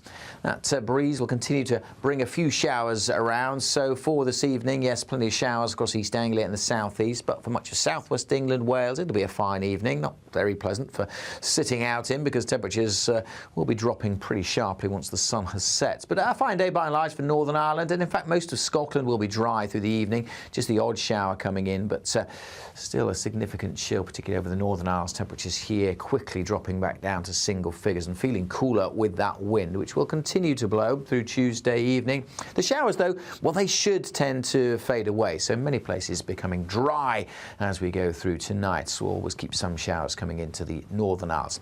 We'll keep quite a bit of cloud in some places, but where we have the clear skies, it is going to turn quite chilly again. Temperatures well down into single figures in some rural spots. So another fresh day on Wednesday. The winds, though, won't be as strong on Wednesday, and there won't be as many showers either. Yes, still a sprinkling over eastern England and northeastern Scotland, but I suspect many areas will be dry as we go through tomorrow. Some cloud, but a bit more in the way of sunshine. There's lighter winds as well. Temperatures still below par for this time of year, but it'll probably feel just a touch warmer tomorrow. Goodbye. A brighter outlook with Box Solar, sponsors of weather on GB News.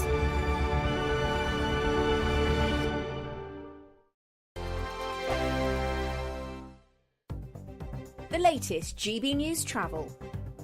Good morning, I'm Russell Holding. On Merseyside, the A572 is closed each way off the A49 under the M6 at Newton Willows after an accident last night. On the M1 in Derbyshire, the inside lanes closed northbound after an accident at junction 28 at Alfreton, causing delays. Train services between Staffordshire and the West Midlands are suspended between Lichfield, Trent Valley and Birmingham New Street because of a signalling problem. In Herefordshire, the A4103 is blocked by an accident at Bishop's Froome. On the M5 in Gloucestershire, there's no diesel for cars southbound at the Micklewood services between junctions 13 and 14 south of Stroud. Train services in Essex are suspended between Shenfield and Colchester because of an incident.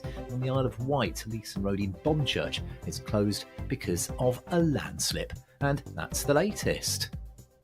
You can stay up to date throughout the day by visiting our website, gbnews.com. It's our summer spectacular. 3 top prizes that have to be won. There's cash. £15,000 in tax-free cash to spend on anything you like this summer. Plus a brand new iPhone 15 with a set of Apple AirPods. And if that wasn't enough, we'll also treat you to some fun in the sun with £500 to spend at your favourite UK attraction this summer. For another chance to win the iPhone, treats and £15,000 cash, text prize to 63232. Text costs £2 plus 1 standard network rate message. Or post your name and number to GB06 PO Box 8690 Derby DE1 9TT.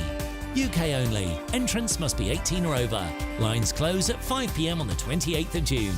Full terms and privacy notice at gbnews.com/win. Please check the closing time if listening or watching on demand. Good luck.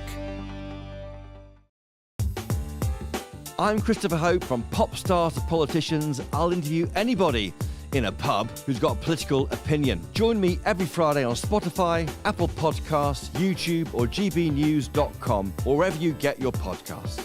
GB News, Britain's election channel. Join me, Nana Akweer, for an informative, interactive news programme with a difference. It's fun. It's true. You're not wrong. No one will be cancelled. Lovely. Join me from 3 p.m. every weekend, only on GB News, Britain's news channel. Join me, Neil Oliver, every Sunday night at 6 p.m. on GB News. And if an hour is not nearly enough for you, go to gbnews.com for special extended episodes online every Friday at 9 p.m, where we can truly get into the nitty-gritty of what's going on. GB News, Britain's news channel.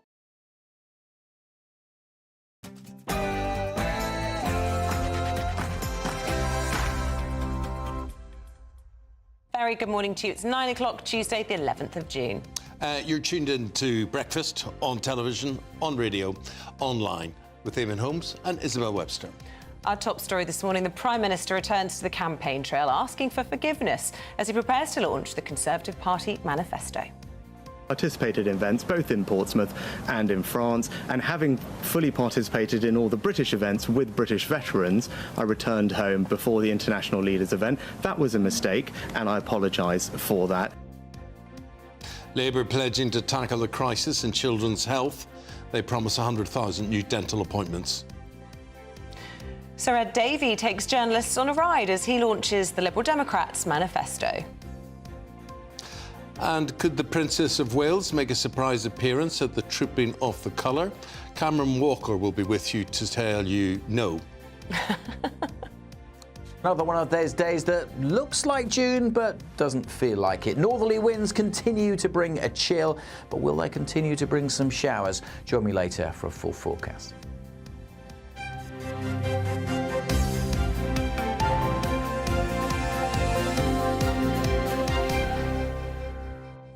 So here we are, week 3 of the election campaign, and the Prime Minister has returned to the campaign trail after a weekend of hiding from media cameras, just in time to launch his party's manifesto this morning. Yeah, well, the Conservatives will lay out their plan for a 2% cut to national insurance in a bid to revitalise their campaign. Now going to be delivering some pretty big tax cuts. We've already cut taxes for 29 million working people, worth £900 for an average earner. We're going to go further in our manifesto today. Well, Labour will today launch their Child Health Action Plan, tackling what they call a crisis in children's dentistry, creating 100,000 extra appointments for kids. And earlier we spoke to the Shadow Health Secretary, Wes Streeting. There are dentists out there that are willing to do the work, but we have to pay them. So we've committed £100 million to the emergency dentist appointments, which will be paid for by closing tax avoidance. Now, politicians will all have their say. What we're interested in is what you think. And throughout the campaign, you're going to hear from people right across the whole country about what really matters to them. Yes, people of all persuasions. Today, we meet Sam Richardson, who's from Falmouth. I'm Sam Richardson, I'm 29 and I'm from Falmouth. So in Falmouth and Truro, the Labour Party have the best chance at getting the Tories out, so I'll be voting for the Labour Party this year. Well, I would consider myself to be centre, left of centre in my sort of politics. I feel like the last 14 years have been a bit of a disaster, to be honest. Food bank usage is up, there's a really bad housing crisis in Cornwall. Everywhere I seem to go, there seems to be shops closing down, the high streets are dying. And I just feel like most things have been really badly handled by the Conservative Party. So I think Keir Starmer's quite a serious man, which appeals to me. I think we need, especially at the moment, with the world in the state that it is, we need someone who can look at the books, make sure that the numbers add up.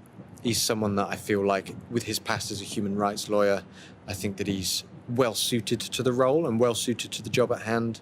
I know that there's an argument that he's boring, but personally, I don't. What's wrong with boring? I yearn for the day where I don't wake up and worry about opening up my news app and seeing something ridiculous that the leader of the country has said. It doesn't have to be this soap opera all the time. I don't know that we should ever support one political party anyway. I think we should have our own political opinions and then err towards whoever best represents those. I think that's a much better way of doing it instead of pledging allegiance like a sports team. When you're 19, there's a lot of future left, right? So I would say that I've actually probably seen more politically engaged young people, whether or not that's around economic or social issues. It seems to be more prevalent now than personally what I've seen for a long time, especially with things like the climate crisis. Well, there we go. Let us know what you think about Sam Richardson's views this morning. But for now, we're going to check in with our political team. We have our political editor, Christopher Hope, and our GB News political correspondents, Olivia Utley and Catherine Forster, all out and about in various places for us this morning. Let's go to you, first of all, Christopher Hope. You are at Silverstone. I can think of lots of analogies about car crash campaigns. Will the Tories be able to get things back on track with this third attempt at cutting national insurance in the hope that it will change the dial with the polls?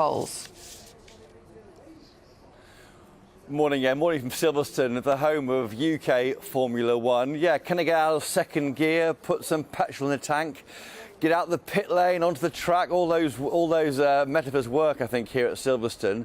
That's right, a further 2% cut in national insurance, we're briefed, will be announced today here as the Tories launch their manifesto. That means it will have halved in a year if the Tories get back into power and they have a quick budget to enact that measure. So the hope is they can try and get their polls going forward. But the problem they've got, Isabel and Eamonn, is that so far cuts in national insurance, there have been 2 cuts so far, back in November, one in February or January, hasn't worked worked. Hasn't worked at all. So why will a third one work? Why will anyone give them credit? And how can they make the public, the voters, start to listen to this party when they're 20 points behind in the polls?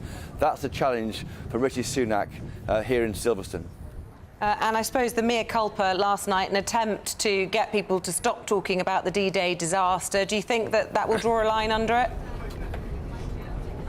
Your surname, is that the French? What he's saying, he's begging for forgiveness there from veterans. I mean, there's nothing more you can say. If you're begging World War II heroes not to look badly on you, you've almost lost the argument. It's day 5 of that row since he withdrew early from those D-Day commemorations late last week, and we're still talking about it. It is cutting through, worryingly, I think, amongst members. Members are worried about it. That's what is difficult for the Tory party. These are the guys who've got to get the vote out for the Tory party. Forget voters who couldn't care less about an election. It's about actual members, key supporters who are cross about it. That's what we're hearing, and that's why I think there's a huge challenge. I mean, no one thinks he's a bad guy, Rishi Sunak. He understands the sacrifice of our war heroes in the Second World War. It was just dreadfully bad judgment. He didn't see the political damage caused by it, and it's a judgment issue, I think, which is dogging him. OK, let's go to Catherine Foster. Thanks, Christopher. Catherine Foster, you're out and about on the Labour bus today. What's the mood there? Yes, good morning, Eamonn and Isabel. We're in Teesside on our way to hear Wes Streeting, the Shadow Health Secretary, and Sir Keir Starmer talk about children's health. Yesterday, they were in a school talking about childcare. Today, it's health. Now, they're announcing an extra 100,000 appointments, dental appointments for children to be paid for by cracking down on tax evasion.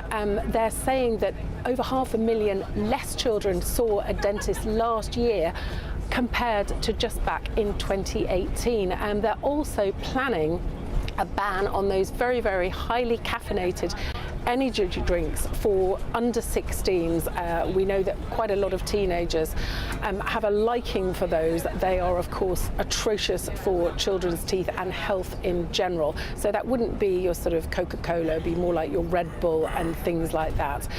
This is part of their child health action plan. They've already announced, of course, supervised toothbrushing for 3 to 5-year-olds. Their manifesto not coming out till this Thursday. It's going to be quite slim, about 30 pages, I understand.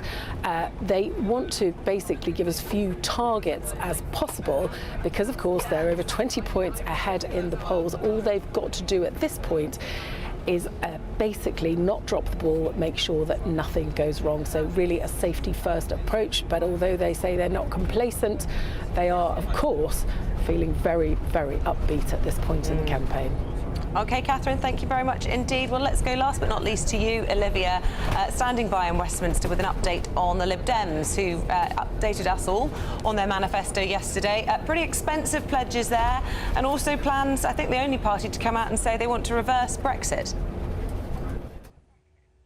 Well, absolutely. I mean, the Lib Dems have launched a pretty ridiculous campaign so far, I think we can all safely say. But what they've promised in their manifesto isn't a laughing matter at all. The Lib Dems are essentially trying to set themselves up as the left-wing opposition to the Conservatives. Keir Starmer and the Labour Party are clearly trying to seize the centre ground. And as Catherine was just saying there, it sounds as though their manifesto is going to be a softly sort of approach, not changing very much about what the Conservatives have promised with tax and spend. Meanwhile, the Lib Dems are promising huge things with tax and spend. They are promising to reverse a lot of the Conservative tax cuts over the last few years. So they're promising an increase in capital gains tax. They're promising to, I think it's double the council tax paid on second homes. They're promising to tax the super rich. They're promising levies on big banks. And they are wanting to divert all of that money that they are raising into the NHS and social care. This sounds far more like a sort of traditional left-wing Labour manifesto. Now, at the moment, what the Lib Dems say doesn't matter all that much. It does look as though they're going to do pretty well. They could win back sort of 40 or 50 seats, making them a force in British electoral politics again. But it doesn't look likely that they could be in a situation where they could come close to government. That could all change, of course, if over the next few weeks the polls begin to to narrow. We could, theoretically, even though it doesn't look like it at the moment, get into a situation where Labour is sort of just enough ahead in the polls that we could be looking at a hung parliament with Labour as the largest party. If that were the case, Keir Starmer might have to agree a sort of pact, some sort of perhaps an official coalition, or if not, a confidence and supply agreement like Theresa May had with the DUP, with the Lib Dem party. And I think what will be really, really interesting if we do get to that situation is what would happen about Brexit. As we know, the Liberal Democrats are now saying very openly that they would be happy to rejoin the EU, rejoin the single market. Keir Starmer was a huge rejoiner back in the day, but he's cast off that cloak altogether and now sounds like a serious Brexiteer. He's done that to try and get the red wall back on side. What would happen if he had to go into some sort of a pact with Ed Davey? Could we end up in a situation where Britain would be rejoining the single market? This is all very theoretical at the moment. Labour is 25 or so points ahead in the polls, and it looks like they're heading for a pretty big majority. But everything could change in the next 3 weeks. Thank you very much to Olivia Utley, Catherine Foster and Christopher Hope, all out and about for us this morning. Appreciate it.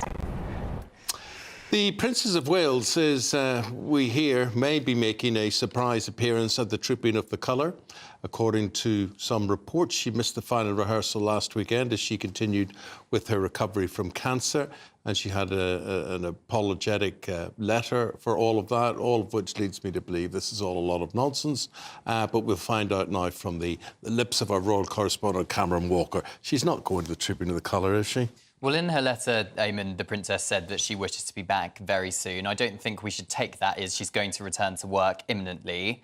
I think it is unlikely that we're going to see her on the balcony for Trooping the Colour. It's the King's birthday parade. She wouldn't want to upstage that event, but Kensington Palace has not ruled it out. But what we need to remember is the Princess of Wales is still undergoing cancer treatment, or she's at least recovering from cancer treatment. She's still a human being, and I think a lot of people would say it's not perhaps right to speculate as to when somebody living with cancer will be returning to work. We know she's Colonel of the Irish Guards. She will be disappointed she wasn't at the Colonel Review last weekend, but she did, of course, write a letter. But the Princess herself, if you think back to that video she did in March, wished for the time and space and privacy to recover. And the Palace are pretty much saying, please just remember, because I think it's got to fever pitch a little bit again with speculation, certainly in some of the papers about when she'll come back. The Palace very much saying we don't want to have to be back in a situation like we were in March, where she was forced to do something that she didn't really want to do. Yeah, Kensington Palace maintains that they're going to only give an update when there is an update to give. At the moment, there clearly isn't one, and I think a lot of people online, OK, there's a lot of speculation, but many people who I see online are also saying we need to respect her privacy and give her the best wishes.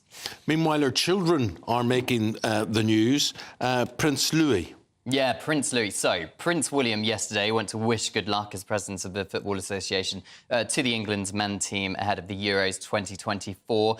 He talked about, with the players, him being on the school run yesterday with George, Charlotte and Louis, and he asked his children, what should I tell the England players when I go and see them at St George's Park? And Prince Louis, the youngest, piped up and said they should eat double helpings before they go and play football, to which Harry Kane's joking response, the England captain, was not quite sure how my nutritionist would feel about that.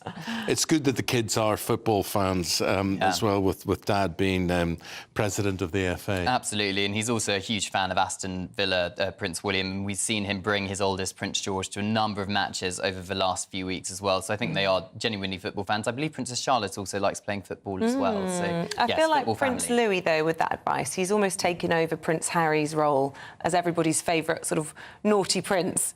Yeah, he's always will the kids be at Trooping the Colour, do you think? Possibly. They never confirm whether the kids are going to be there or not. But they have been there in the past, and obviously Prince William's happy for them to be in public because we've seen Prince George out there. So I think perhaps they're more likely than the princess. OK, good to know. And I know you'll be there covering it for us here on GB News. Good stuff. So see, is William on one of those horses there, is he? We don't. The reason I ask was, you know, we see so many of the royals riding. You rarely see him riding, but he would be expected to, wouldn't he? So what we do know is the King, for Trooping the Colour this year, is not going to be riding a horse. So he did so last year, but because of his ongoing cancer treatment, he's going to be riding in a carriage, and he'll be inspecting the troops from the carriage. Now, I don't know exactly what footage this is. This looks like, to me, last year's Trooping the Colour. Is that what it is? Don't know. If it is Britain, the king was riding the horse. Yeah, you see the princess there with her green hat. So this is last year's Trooping the Colour. Buckingham Palace have also always said that there's going to be adaptations made for the king as he continues his cancer recovery and continues his treatments. He's also in his 70s, so he's going to be there. He's determined to be there, but adaptations going to be made. Yeah, fantastic. Thanks, Cameron. Thank you. Right, it's time now for the Great British Giveaway, your chance to make this summer really special. We're offering you £16,000 worth of prizes, so £15,000 in cash and a whole host of other goodies. Well, it is certainly a special one, and you may be a special winner. We're making this summer funner, with 3 incredible prizes to be won. First, a fantastic £15,000 in tax-free cash that you can spend on anything you like. Next, there's the latest iPhone 15 with a brand new set of Apple AirPods. And finally, £500 to spend at the UK attraction of your choice. The summer fun could be on us. For another chance to win the iPhone, treats and £15,000 cash, text WIN to 63232. Text costs £2 plus 1 standard network rate message. Or post your name and number to GB06 PO Box 8690 Derby DE1 9TT. UK only. Entrance must be 18 or over. Lines close at 5 p.m. on the 28th of June. Full terms and privacy notice at gbnews.com/win. Please check the closing time if listening or watching on demand. Good luck. Well, we'll take a short break there. Good luck to you if you're entering the competition. Still to come, we're going to be speaking to Bev about what is on Britain's newsroom from 9:30. Join us for that next. I'm Patrick Christie's. Every weeknight from 9, I bring you 2 hours of unmissable, explosive debate and headline-grabbing interviews. What impact has that had? We got death threats and the bomb threats on. As time passes, she could have said storm. You made my argument for me. My guest and I tackle the issues that really matter with a sharp take on every story. Went everywhere. Something practical could be done. Or I can become something different. Patrick Christie's tonight from 9 p.m. only on GB News, Britain's news channel. GB News is Britain's election channel. And when the big stories break, we're tackling them on Britain's newsroom. When we disagree, and we disagree a lot, it's even livelier than normal. We don't disagree that much. We do. His comedy, though, is revolting. I knew her, unlike you. That explains Beverly Turner's temperament. It's a bit frosty in here, isn't it? He'll have one of me one day. For dartball practice. Britain's newsroom on GB News. Weekdays, 9:30 a.m. GB News, the People's Channel, Britain's news channel. Britain's newsroom. Weekday mornings from 9:30. How can we have Britain's Got Talent? A British girl did win. Yes. This weekend. Christmas, her name is. Yes, Sydney Christmas. Sydney Christmas. She's a singer. Yeah. I'm guessing she's going to have a Christmas single out. She's a cruise ship singer and she works in a gym. First woman to win in 9 years. Yeah. I mean, I don't watch it anymore. But some people clearly do. But apparently 5 of the last in the final were not British born or even live here. Outrageous. I know. So why call it Britain's Got Talent? I know. It's bizarre, isn't it? It sums up as well this difference between the British public and most people on the telly. Yeah. Because the judges do not notice this lack of British involvement in, or at least if they do notice it, they're not saying anything about it. But the viewers notice the imbalance, and just 4 of the foreign acts made it through to the final in the end. There was a patriotic protest in London on Saturdays. It was described. There was hundreds of thousands of people there. There were Students Against Tyranny were there. There was Tommy Robinson was there, much maligned, divisive figure. But these people would say, we are feeling the need to walk on the streets of this country because we no longer feel we can assert our British identity. Well, I mean, I think there's a difference between patriotism and xenophobia. And I think patriotism is great, and people like to feel a sense of identity, they feel a sense of belonging, you know, they understand what their flag is for, and they kind of, British values, which we all adhere to. And then there's xenophobia, which is sort of, we hate anyone who's not British. So I think I think that march that we saw at the weekend was actually quite patriotic. I don't think it was xenophobic at all. I think it was a nice sort of... They all seemed very kind of peaceful. And there wasn't any horrible rhetoric or anything like that. Certainly much less horrible rhetoric than we're used to seeing from the pro-Palestinian marches. The People's Channel. This is GB News, and we are Britain's election channel. This vote may seem to be about the politicians in the media, but actually, it's about you. And we won't forget that. Join us up and down the country as we follow every moment together. More than ever, it's important to hear all sides as you make your decision ahead of polling day. We're here for you. This is GB News, the People's Channel, Britain's election channel.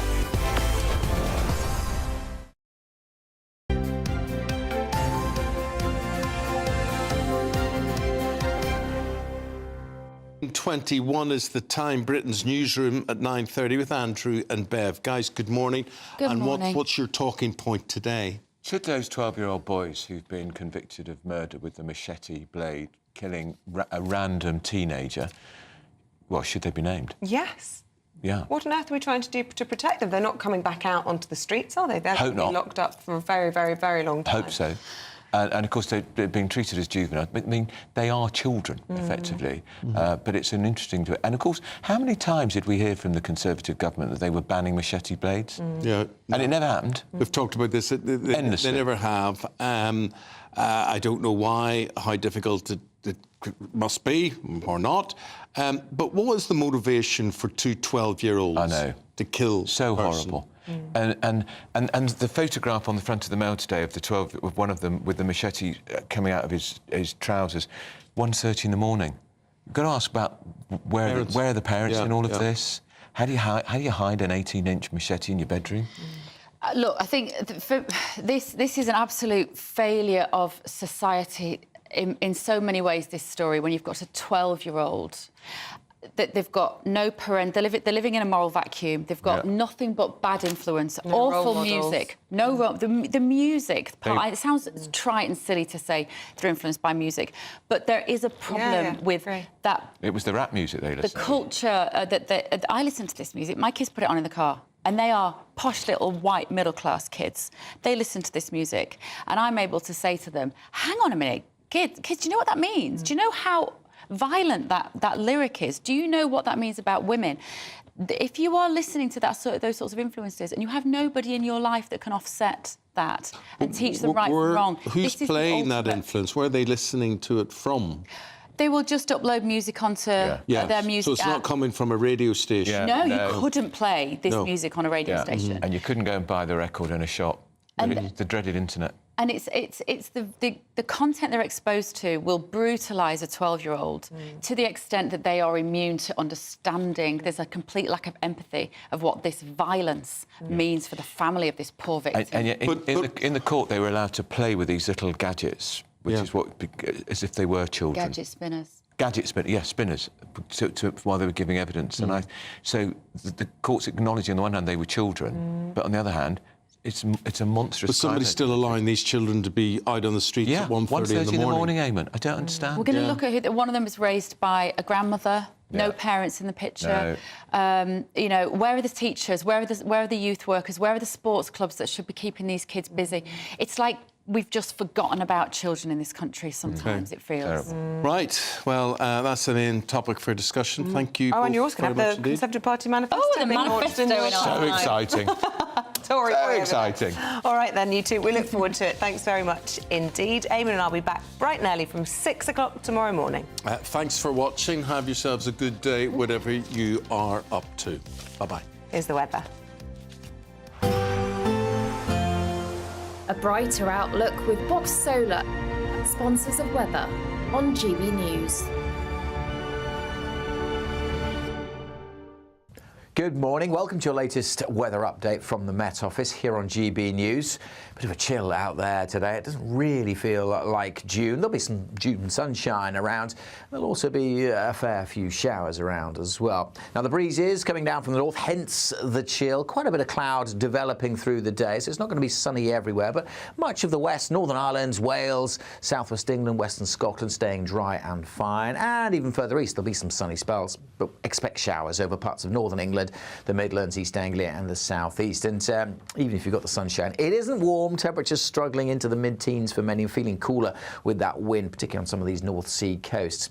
That breeze will continue to bring a few showers around. So for this evening, yes, plenty of showers across East Anglia and the southeast, but for much of southwest England, Wales, it'll be a fine evening. Not very pleasant for sitting out in because temperatures will be dropping pretty sharply once the sun has set. But a fine day by and large for Northern Ireland, and in fact most of Scotland will be dry through the evening. Just the odd shower coming in, but still a significant chill, particularly over the Northern Isles. Temperatures here quickly dropping back down to single figures and feeling cooler with that wind, which will continue to blow through Tuesday evening. The showers, though, well, they should tend to fade away, so many places becoming dry as we go through tonight. So we'll always keep some showers coming into the Northern Isles. We'll keep quite a bit of cloud in some places, but where we have the clear skies, it is going to turn quite chilly again. Temperatures well down into single figures in some rural spots. So another fresh day on Wednesday. The winds, though, won't be as strong on Wednesday, and there won't be as many showers either. Yes, still a sprinkling over eastern England and northeastern Scotland, but I suspect many areas will be